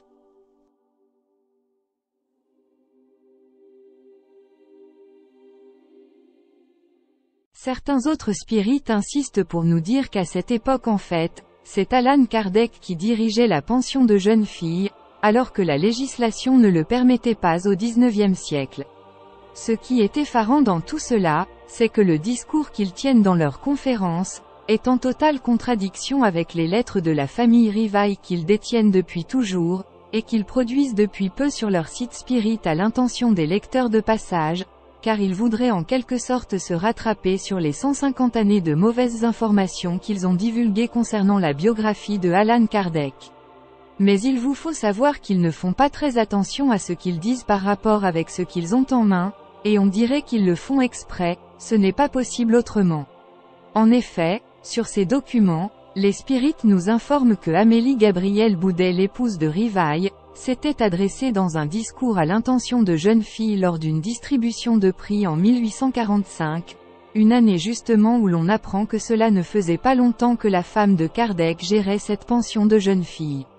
Si bien sûr cette allocution fut narrée et écrite par l'épouse de Kardec comme les spirites semblent nous l'attester dans une évidence et une insistance, ils nous disent également que c'est Kardec qui préparait de sa main les discours de 1845 à 1849.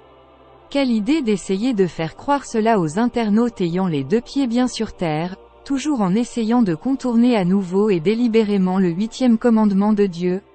À moins que leurs informations aient été validées une fois de plus en provenance des esprits de l'au-delà, par l'intermédiaire de séances de communication, avec le concours des médiums, si l'on peut croire à tout cela. Nous attendons bien évidemment avec impatience, les résultats des recherches et investigations des scientologues concernant cette période de façon catégorique, au nom de l'histoire et surtout de la vérité, car il vous faut savoir que les spirites se targuent de nos jours d'être de grands historiens en matière d'études et de décryptage d'archives de toutes sortes, mais également ils sont devenus de grands conteurs. En tout état de cause, vous pouvez retrouver les liens web que nous laissons en fin de ce chapitre, afin de vérifier par vous-même les informations historiques que nous avançons.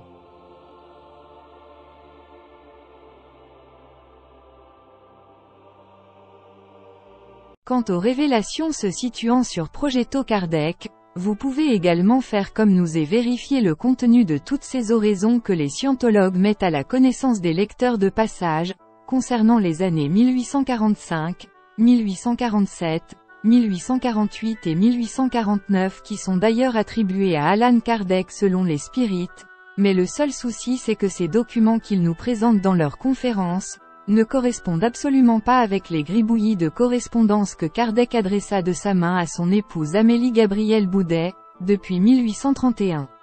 On voit parfaitement bien que la calligraphie n'est pas la même, sans avoir de prétention nous-mêmes en graphologie, mais la différence est tout à fait frappante. Des discours qui ne sont d'ailleurs pas signés. Ne s'agit-il pas de textes qui seraient plutôt écrits tout simplement par le directeur en personne, de cette école de commerce par hasard ? Ce n'est vraiment pas très malin de leur part et c'est tellement flagrant que l'on se demande vraiment si l'on a affaire à des gens normaux, enfin voyons.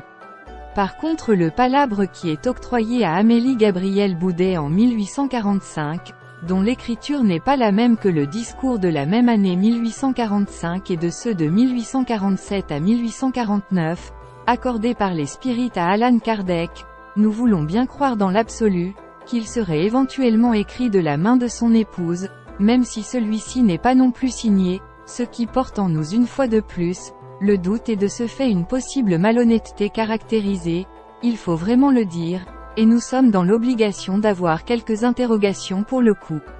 Une autre petite observation mais surtout dans l'apanage de la constatation, étant que pour un grand professeur et un grand pédagogue selon les spirites, par curiosité si vous analysez de près tous les courriers de Rivail sur Progetto Kardec, puisque ceux-là ils sont signés par lui-même, vous vous apercevrez bien vite qu'en matière de qualité d'écriture mais aussi d'intelligence de texte, ce n'est pas très fort en vérité pour un soi-disant homme de lettres, car non seulement nous avons eu du mal à traduire ces écritures que nous qualifierions de néophytes, mais surtout ce qu'il a voulu dire dans certaines phrases en matière d'expression française et de formulation, dans une complète cacographie que vous pouvez d'ailleurs vérifier vous-même, pour un soi-disant bachelier en sciences et en lettres, sans vouloir trop nous moquer, surtout dans ce 19e siècle dans lequel la cryptographie et l'éloquence de notre langue française, furent tout simplement majestueuses.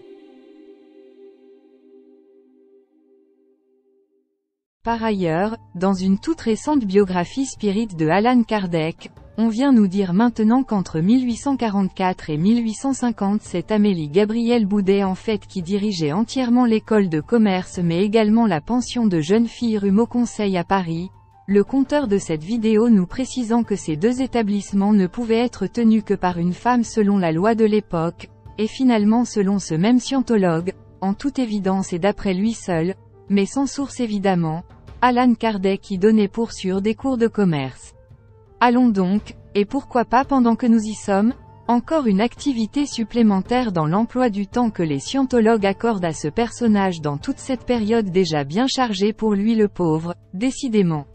Un surhomme si l'on s'amuse à faire le compte en globalité. Cet animateur de conférences spirit nous parle même que le couple Rivail y faisait un travail remarquable dans cette collectivité qui était prospère nous assure-t-il, avec pas mal d'élèves et c'est vrai que vu sous cet angle, nous pouvons nous imaginer une grande et belle institution. Ça pourrait même nous faire un peu rêver non ?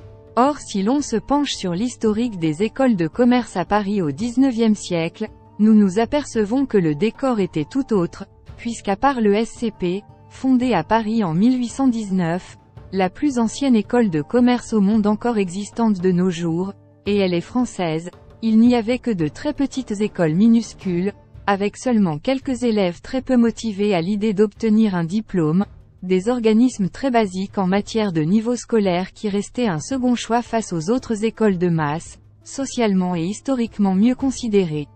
En 1850 pour différentes raisons ce narrateur spirit nous affirmant que le couple Rivail avait été obligé de céder ce pensionnat à quelqu'un d'autre, alors que nous ne retrouvons aucune trace de ces deux campus académiques, sans trop nous moquer, dans les collections d'archives de tous les bottins, annuaires, almanachs etc., que nous avons pu consulter après 1850 et plus.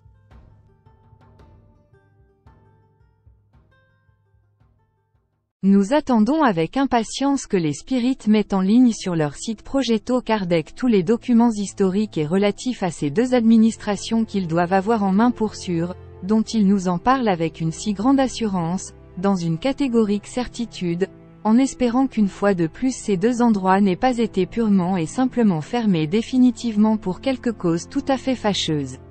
En parallèle avec cette information sur l'abandon ou la fermeture de cette pension de jeunes filles, les spirites contemporains à notre époque, sont assez fiers de nous présenter également un tableau avec les voyages de Rivail, entre 1818 et 1846, qui aimait semble-t-il s'échapper de la capitale, bien souvent sans son épouse surtout après 1832, dans cette France qui se relevait péniblement des guerres de coalition et toujours aussi misérable dans l'ensemble, il faut le dire.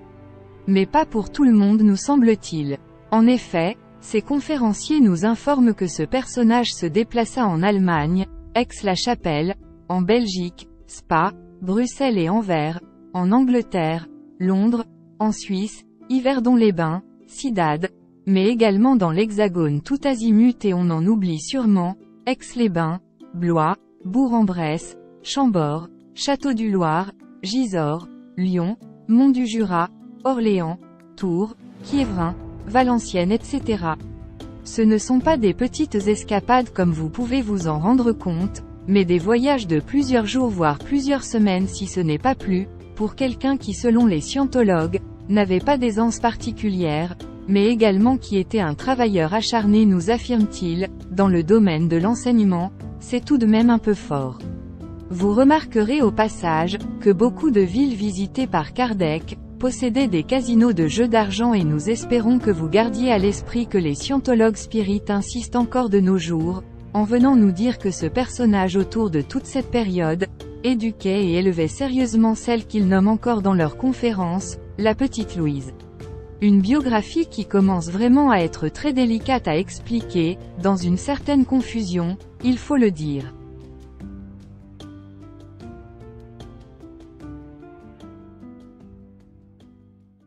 En conclusion de ce 4e chapitre, nous nous apercevons que dans toute cette période entre 1839 et 1844, Denisard Hippolyte Léon reconnu Rivail, ne fut plus du tout dans le domaine de l'enseignement, car nos recherches et investigations sur ce personnage mystérieux nous amènent à penser qu'il n'était en définitive, pas très doué comme petit instituteur fortuné sans aucun diplôme dans le domaine de l'éducation, et qu'il recherchait plutôt une certaine notoriété dans d'autres secteurs qui furent les métiers de la banque, du négoce et des assurances, qu'il fréquentait assidûment les somnambules et le monde étrange en toute innocence, qu'il se payait surtout du bon temps en voyageant beaucoup, et qu'il était accro aux jeux d'argent dans les casinos des villes qu'il visitait en compagnie de son oncle François Duhamel et non en compagnie de son épouse. Au fond, là voilà la triste vérité que les responsables d'associations spirites connaissent ouvertement bien sûr, mais qu'ils refusent catégoriquement de faire savoir à leurs adeptes depuis plus de 150 ans. En effet, qui voudrait de nos jours, d'un prophète pareil ? Sinon des gens qui sont en état de lévitation et de dérive cognitive comme ce n'est pas permis. Dans le chapitre suivant vous serez étonnés de ce que nous allons vous faire découvrir sur ce personnage en matière de profession, qu'il exerça jusqu'à la création de sa doctrine spirite. Des activités qui ne sont pas du tout en équation avec un pseudo-visionnaire d'une religion nouvelle, un homme qui se proposait même au XIXe siècle, d'être la troisième personne de la Trinité ou le Consolateur si vous préférez. Au lieu de cela, vous constaterez dans toute cette période, des explications rocambolesques et spirites, qui sont plutôt tournées à l'inverse du 8e commandement de Dieu, et donc dans le côté obscur, mais de façon naturelle pour eux. Sachez que de notre côté, nous essayons toujours de vous apporter la juste lumière et de ce qu'il y a de plus crédible, en considérant que nous n'avons pas encore retrouvé toutes les informations concernant cet homme, qui sont contenus quelque part dans nos archives nationales de France, étant toujours en recherche et investigation constante depuis 2017, et toujours à l'écoute du moindre indice nous parvenant de tous côtés, mais si utile pour transmettre la connaissance à l'internaute, pour l'histoire. Vous pouvez consulter les liens web que nous mettons à votre disposition sur notre commentaire épinglé, et nous vous invitons à visionner le petit reportage qui suit par notre hypnotiseur et mentaliste de cœur Monsieur Cyril Dose, concernant les soi-disant dialogues avec le monde imaginaire de l'au-delà, adressés avant tout aux naïfs, aux oisifs, et aux rêveurs, ou tout simplement à destination de pauvres gens en position de détresse psychologique, pour différentes raisons que nous pourrions comprendre, mais qu'il ne devrait plus être permis en ce début de XXIe siècle, de croire à de telles balivernes, surtout avec des extralucides pareils.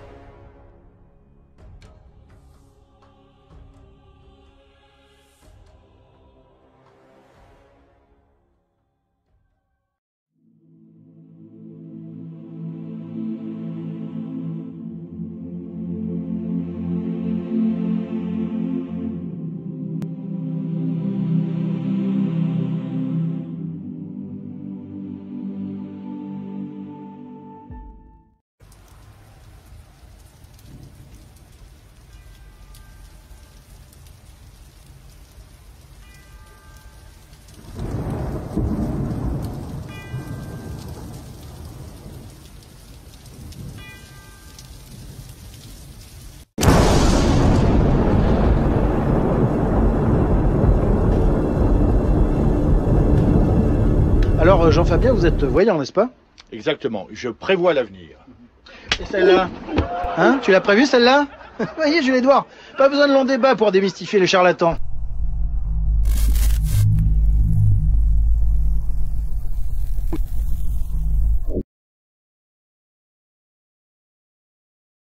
Les demandes qui sont les plus récurrentes habituellement, est-ce qu'il se demande simplement est-ce qu'il est bien arrivé là-haut? Est-ce que tout va bien pour lui? Voilà. C'est ça? C'est être rassuré.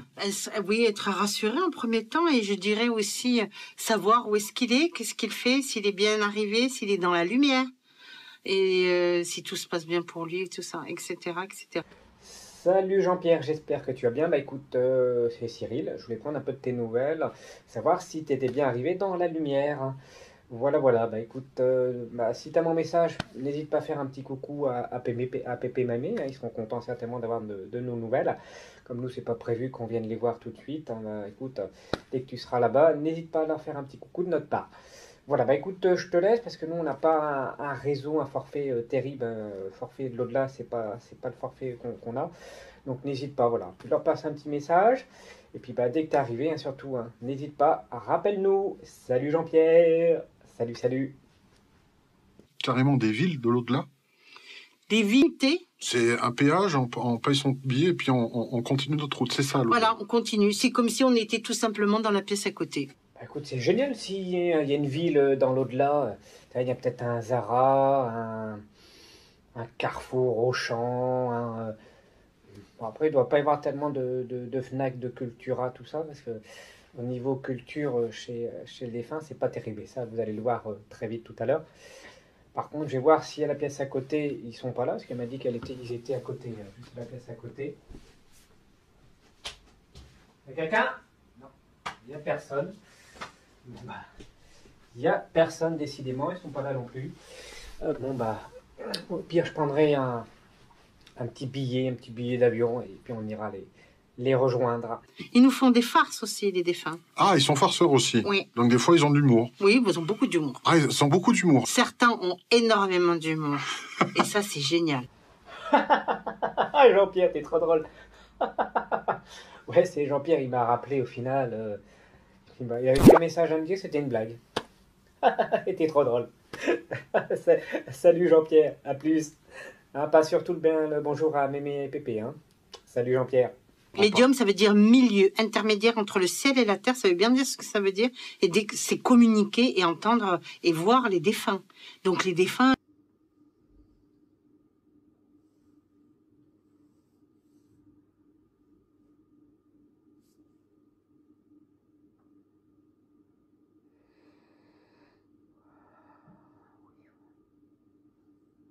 Merci. Oh, 1, putain. 2, entre la peut-être J'allais troisième ou m'endormir quatrième avec. rangée, je suis vu plusieurs personnes. J'entends série de décès. Alors, dans la série de décès, j'ai 4 prénoms qui viennent. J'ai Robert, Marcel, Léon et Pierre ou Philippe. Est-ce que ça marque pour quelqu'un?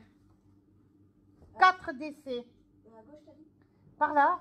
1, 2, 3, 4, 5, peut-être entre la 4e et 5e rangée. J'ai à peu près une série de décès. Qui a vécu une série de décès? C'est par là, de le côté droit. Et pourtant, ça marque. Hein. Et je pense que la dernière personne qui est décédée, c'est une sœur ou une belle-sœur ou quelque chose comme ça. On n'a pas le temps de se remettre que paf, on apprend encore un autre décès. Et encore un autre décès. Et encore un autre décès. Série à peu près entre 4 à 5 décès différents. Et je suis par ici. Ou alors j'étais avec des personnes qui étaient là, mais si elles sont parties, ça fait... Oui. Ah, ben voilà. Ben oui, mais ça me casse les vibrations. Tu vois? Alors, j'ai le prénom de Marcel, de Roger, de Léon. D'accord? Et j'ai le prénom de Pierre ou Philippe. Pierre ou Philippe. Donc j'ai 4 personnes défuntes et les 4, ce sont 4 hommes. Alors, si vous avez regardé la vidéo, faites bien attention au prénom et à ce qu'elle dit. C'est hyper important. Elle part au départ de 4 personnes. Roger, Marcel, Léon, Pierre, ça fait 4. Ah, ou Philippe. Ça fait pas vraiment 4, ça fait 5 personnes au final. Donc on n'est plus sur 4, on est déjà sur 5. Ensuite, à un moment donné, elle va dire, bah voilà, c'est peut-être, ah, la première personne qui est décédée, c'est peut-être une belle-sœur ou une sœur. Elle a énoncé que des prénoms d'hommes. Et elle parle d'un enchaînement de personnes décédées qui auraient pu être aussi des femmes, pour que ça parle à tout le monde. Donc homme, femme, on élargit, on donne des noms un petit peu au hasard, et si ce n'est pas les noms importants, c'est surtout le fait qu'il y a eu beaucoup de décès en même temps. Et à un moment donné, elle revient sur les prénoms. Elle va redonner le nom Robert, elle va oublier Marcel, elle va donner à la place Roger, Léon, Pierre et Philippe. Elle rajoute un autre prénom supplémentaire. Donc on est déjà plus sur 4 prénoms, mais sur 6. Sachant que ça peut être des hommes ou des femmes. Et dans ce cas-là, si c'est des femmes, elle n'a pas donné de nom. Donc vous voyez comment au départ, on part de 4 personnes décédées, qu'on arrive avec 6 prénoms, hommes ou femmes. Et si c'est des femmes, ils n'ont pas de prénom. Bon là, on va voir effectivement que dans la recherche des prénoms, c'est plus que laborieux. C'est B Bruno. C'est pas ça, c'est... Bon, si c'est pas ça, bah, retenez-le. Ou risquez de le croiser un jour. Si ça valide pas, bah, ça va arriver. C'est pas grave. Allez, je vous laisse la série. Le prénom de Bruno, c'est qui? Et ça, c'est autour de vous et c'est vivant. Oui. Un neveu, un cousin, c'est qui? Ben, Solange, c'est qui Solange? Décédé. Voilà, on me le donne. Et Marcel ou Michel, c'est qui? Et Christian aussi, c'est qui? Vous voyez pas. Et pourtant, je les ai, les prénoms. Hein. Donc, vous notez tout ça, vous rechercherez parce que c'est autour de vous. Hein. On me donne ça. Bon, votre fille, elle fait ce qu'elle peut, elle me dit. Vous ne savez pas, apparemment. J'ai un prénom avec un A et j'ai un prénom avec un P qui commence par un P pour vous, autour de vous, dans votre famille. D'accord. J'ai la lettre G aussi qui marque aussi avec vous. C'est qui? G. Comme Geneviève, comme Guillaume, comme G, on est. C'est qui? Momo Mohamed. C'est Momo. Oui, Momo Ahmed. Momo. Ah ben retiens-le. Momo. Vous vous rappellerez de ça? Et puis là, on voit en plus qu'elle va carrément limite se griller. Ah là, je vois plein de prénoms. J'énumère. Et elle lui dit, ouais, de toute façon, il y en a plein de prénoms hein, qui commencent par telle lettre. Bah ouais. Forcément que, vu le nombre qu'il y a de personnes dans la salle, si je donne une lettre, un A, un C, Un J. Forcément, je vais tomber forcément sur quelqu'un qui connaît, je sais pas, un J, Julien, Jennifer, Juliette, j'en passe, et des meilleurs. Arnaud, Amélie, Amandine, Annabelle. Vous voulez que je vous fasse un listing? Je pense que vous avez compris. C'est plus que laborieux. D'accord. C'est qui? Christian, Christine, Christelle, Chantal, Corinne, Caroline, Cécile. Il y en a plein des prénoms. Qui commencent par un C.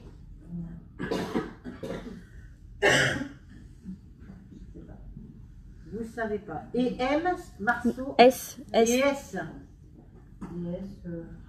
Sylvie, Sophie, Simone, Solange, Stéphane.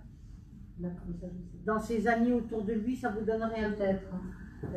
Ben, retenez les syllabes que je, les lettres que je vous. Et puis quand c'est par rapport à une situation, quelque chose de, un paysage, une situation particulière, c'est pas forcément beaucoup mieux. Tiens là, je vois un paysage, je vois du sable, je vois la forêt, je vois la montagne. Ouais. Puis si ça vous parle pas, c'est pas grave, retenez-le. Posez la question à votre famille. Et puis on passe à autre chose.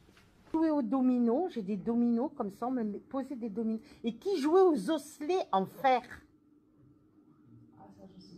Tu te renseigneras? Oui. Parce qu'on me le donne ça. Qui est décédé? Qui c'est qui gardait des moutons? Berger ou bergère? Je vois pas. Ça c'est beau ça. Je suis en haut des collines et je suis avec des moutons en liberté. C'est très joli. Puis j'attends un peu pour qu'ils traversent la route.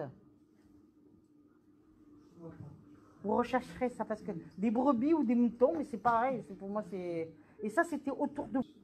Une petite route de campagne dans les hauteurs, dans les montagnes. Mais vous retenez parce que ça marque. J'ai quelqu'un qui me dit, je me sens pas bien, je me sens pas bien. Il tire la chaise, il s'assoit, il y a une table, je me sens pas bien, et pouf, et qui meurt assis. Marqué, c'est une belle mort, c'est une mort subite.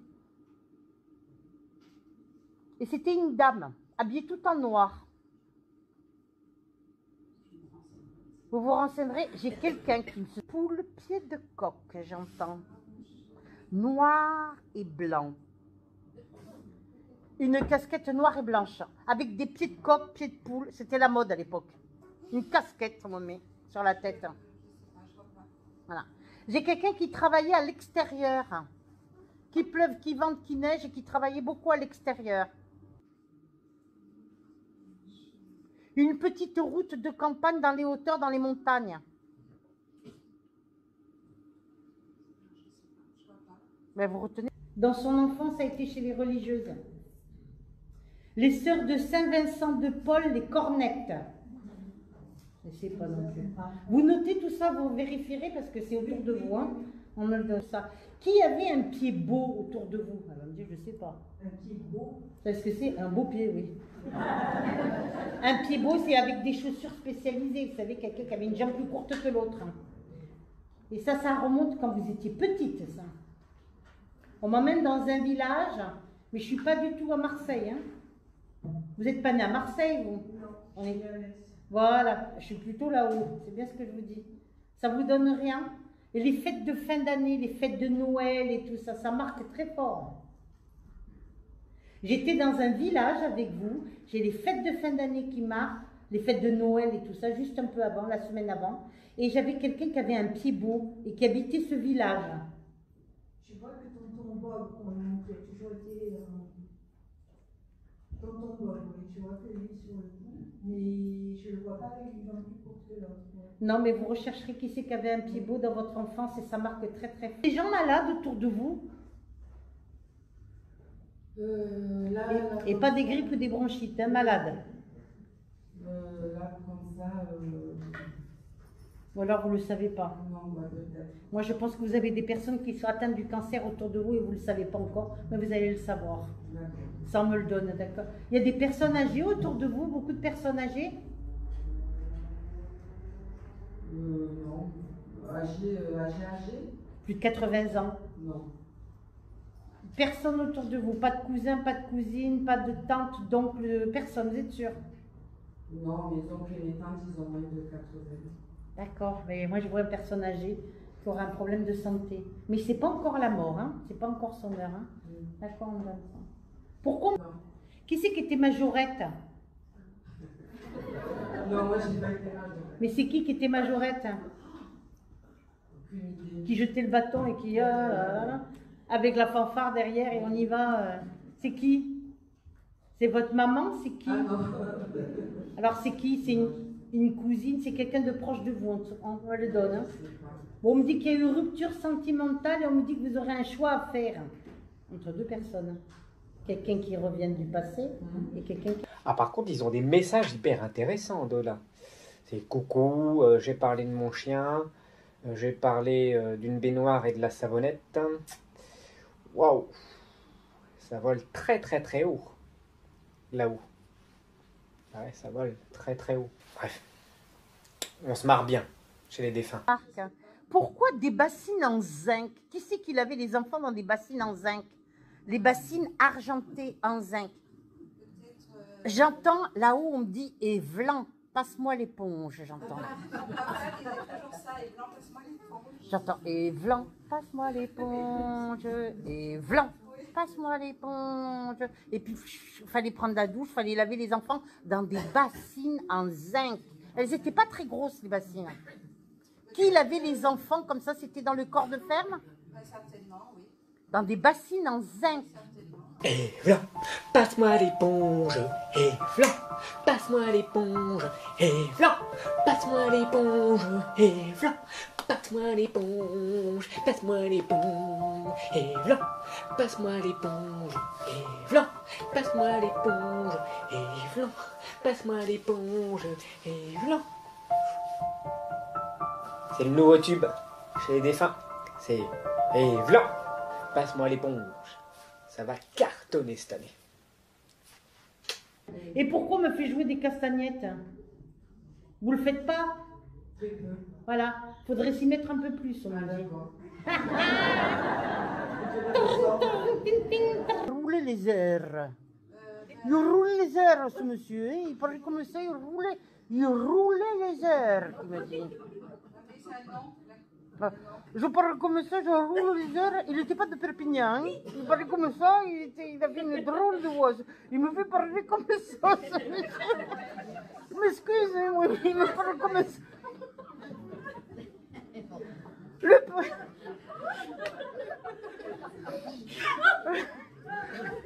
Ta mère, de l'autre côté, elle m'a offert un pain. Elle est très drôle. Mais... Surtout que je ne peux pas manger en ce moment.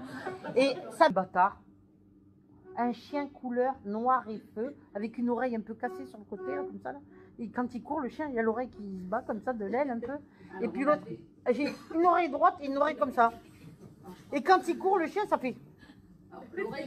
Oui, elle fait ça. Je suis dans un fauteuil roulant. Il est décédé, ce monsieur. Hein. Il me jette le fauteuil d'un côté et de l'autre, il est tout debout. Il ne tremble plus et il n'a plus besoin de ce fauteuil roulant de l'autre côté. Il est libéré, ce monsieur. Vous transmettrez ce message parce que c'est important. Et puis là, on va poser la question, tiens, ta mère, elle avait le cancer? Non, c'était du diabète. Ah ouais. Ah ouais, là, parce que là, ça me brûle, là, comme ça, à l'intérieur. Je pense que si vous avez regardé les anciennes vidéos, vous comprenez le principe. Je pose une question. Si je tombe dans le vide, je valide. Si je valide pas, hop, on rebondit et on exprime comme si c'était nous, effectivement, qui avions bien reconnu, effectivement, que c'était du diabète. Sauf qu'entre du diabète et du cancer, je suis désolé, c'est pas la même chose. Si la personne était vraiment en train de lui dire, voilà, je suis malade, c'est un cancer, ou c'est du diabète, je sais pas, tu lui parles, tu lui dis de ta maladie, pas le ressenti. Et ça, on va voir encore plus loin. C'est beaucoup plus gros après. L'idée à l'hôpital, c'est ta maman? Oui. Elle avait le cancer, ta mère? Non, elle avait le diabète. Le diabète, mais ça faisait comme à l'intérieur, je suis complètement usée. Comme un cancer, rongé par la maladie, on me dit. Est-ce que tu comprends? Oui. D'accord. Qu'est-ce qu'elle avait aux jambes? Oh là là, ouais, elle avait de la rétention d'eau. J'ai des jambes énormes comme ça. Tout. Elle pouvait plus marcher, la pauvre. Et regarde ce qu'elle me fait faire, tu sais, elle me fait faire ça. Tu sais, je peux même pas lever le pied par terre, elle me fait faire ça. C'est-à-dire que un pied elle avançait, l'autre pied elle avançait, l'autre pied elle avançait. Elle traînait les pieds par terre, ta mère. Elle ne pouvait pas lever le pied, la pauvre femme. Ouais. D'accord, on est d'accord? Elle mettait des bas là, exprès là pour la rétention d'eau et tout. Non, elle ne l'était pas, non, elle ne l'était pas. Non, on me donne ça. Puis même dans les exemples suivants, je pose des questions, je creuse jusqu'à temps que j'essaie de trouver. Si je trouve pas, bah, c'est pas grave. C'est peut-être une cousine, c'est peut-être un machin. Ou je passe à autre chose. Et ouais. Si le défunt parle, pourquoi je devrais poser des questions qui ne correspondent pas? Soit le défunt me parle et puis voilà, ça correspond. J'ai pas besoin de poser de questions.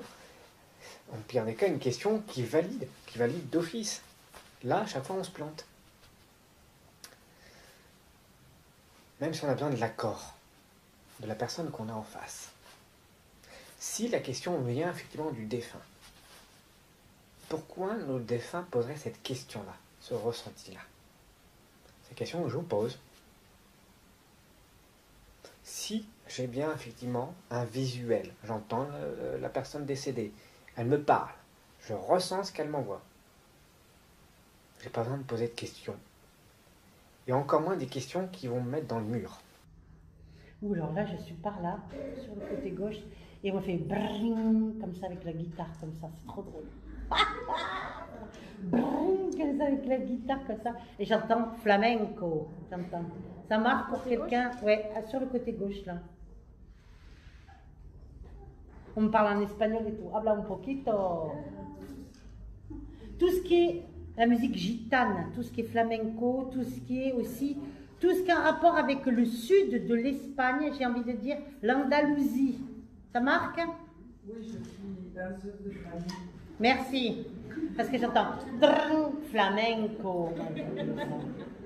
Là, ça rigole plus, là, c'est du sérieux. Là. Vous êtes danseuse de flamenco? Oui. D'accord, on me donne ça. L'Andalousie, ça marque pour vous, madame?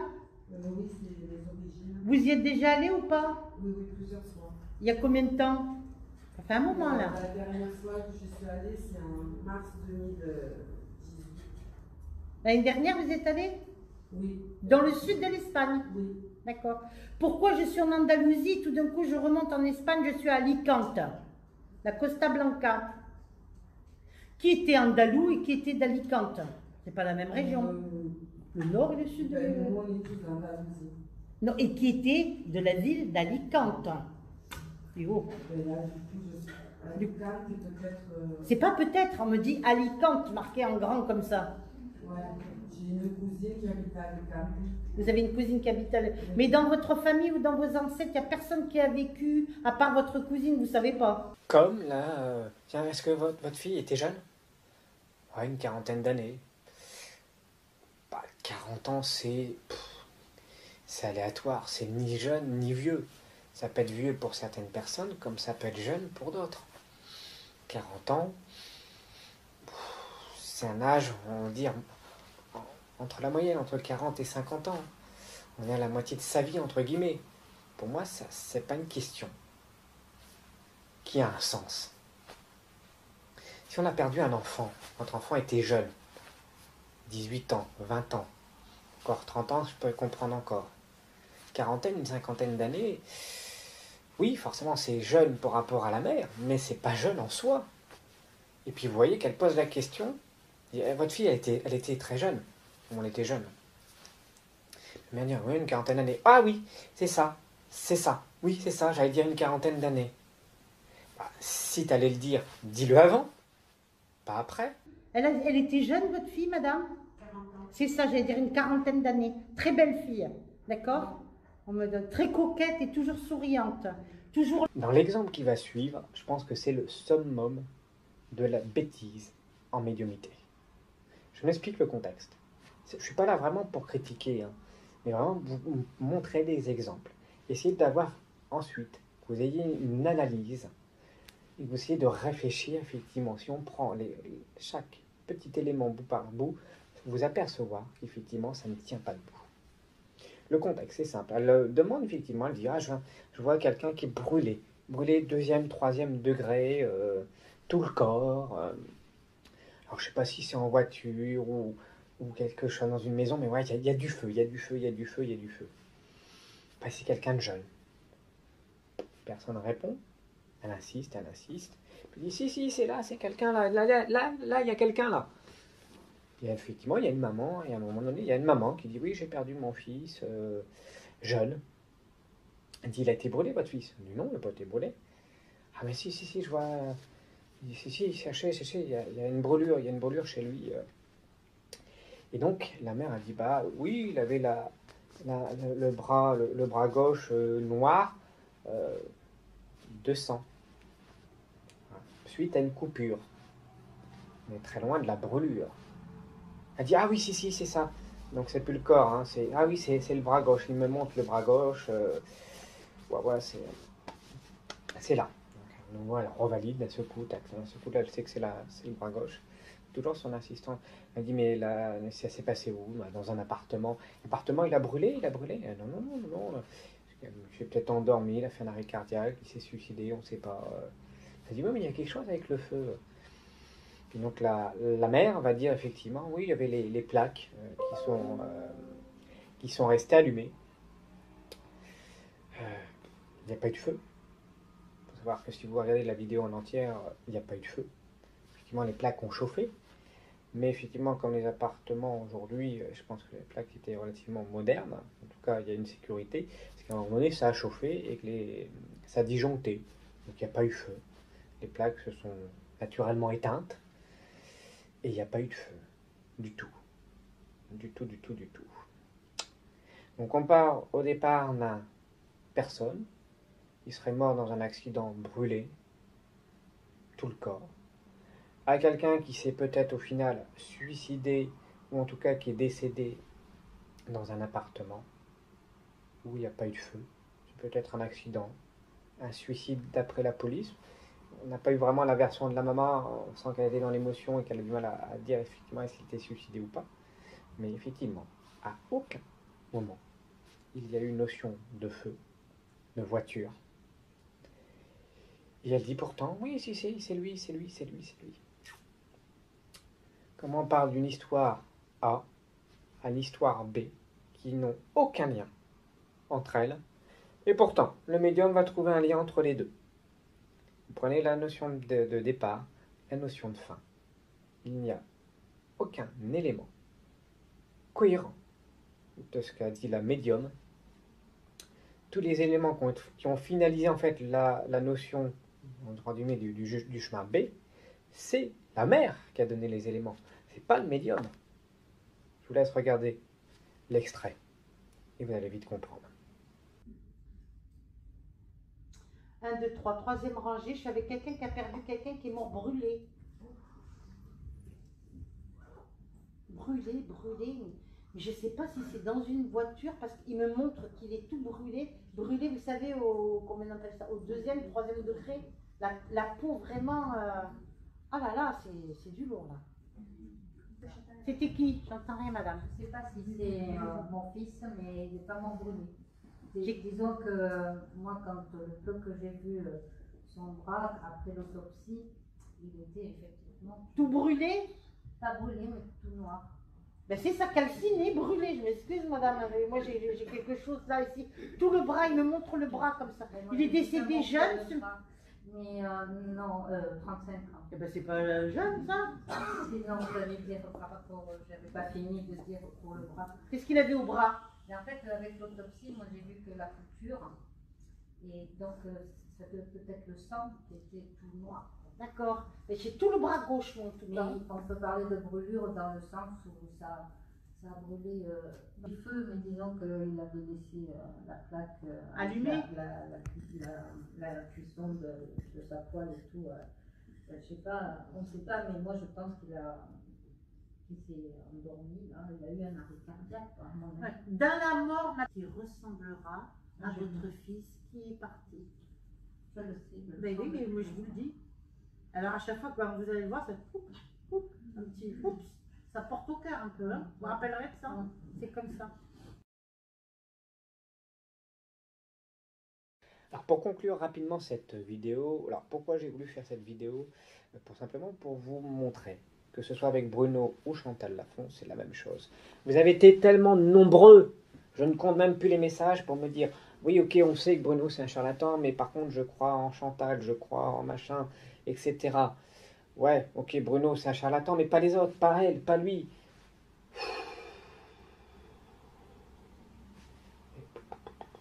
Stop. Stop, stop, stop, stop, stop. Les vidéos que je vous ai faites, c'est pas par rapport à Bruno, c'est par rapport à la médiumnité. Et puis après, on vous le verrez par la voyance en l'occurrence. J'ai pris un exemple, Bruno, un exemple. Mais un exemple qui est reproductible sur les autres médiums et les autres voyants. Ce sont les mêmes techniques. Donc arrêtez, s'il vous plaît, de me dire, ouais, mais ouais, ok, Bruno, charlatan, mais lui, il est bon. Non, c'est la même chose. C'est exactement la même chose. Si demain vous me dites bah, la couleur verte elle est verte, mais ouais mais l'autre elle est là ouais, c'est pas du vrai vert, mais lui c'est du vrai vert, non, le vert c'est le vert, c'est la même chose. Je vais pas faire les métaphores c'est pas terrible. Mais simplement pour vous dire, voilà, que aujourd'hui, aucun médium ou voyant n'a réussi effectivement à m'impressionner. Et je suis pas le seul, ça fait plus de 200 ans que effectivement que la médiumnité est démontée, que le spiritisme a été démonté. Prouvé. Scientifiquement, aujourd'hui, il n'y a rien qui prouve effectivement l'existence de l'au-delà. Au niveau de la zététique, qui est quand même, entre guillemets, la science du doute, c'est pas qu'on a envie de croire, mais aujourd'hui, rien ne prouve que ça existe. D'autres magiciens, comme Harry Houdini, qui dit effectivement a été un fervent, qui a vraiment voulu le croire pour la parole de sa mère, a tout fait pour y croire, à dire oui, j'y crois à fond. A fait la conclusion, et ça vous pouvez je vous invite effectivement à lire son livre. On ne sera pas du tout dans le domaine de Alec Kardec ou encore de certains que je ne citerai pas qui ont fait un livre qui s'appelle Le Test. Hein, prenez plutôt effectivement quelqu'un qui avait les connaissances nécessaires pour effectivement avoir un protocole de bonne qualité et en plus à l'époque il y a quand même presque 200 ans, qui a quand même montré que c'était pas démontrable, hein, que c'était cassable et que ça reposait sur rien. Donc moi à un moment donné, j'ai beau vous expliquer que ça ne tient pas debout, il faudrait peut-être effectivement suivre le métro, hein, le train, et puis dire oui, ok, c'est vraiment la médiumnité qui n'existe pas. Moi je suis un peu tranché, mais voilà. Ça fait quand même 200 ans qu'on le prouve aujourd'hui, qu'il n'y a rien. Alors, je vais arrêter de tourner en rond, parce qu'à un moment donné, j'ai l'impression d'être dans un manège, et je pense que vous allez me prendre pour du sketch.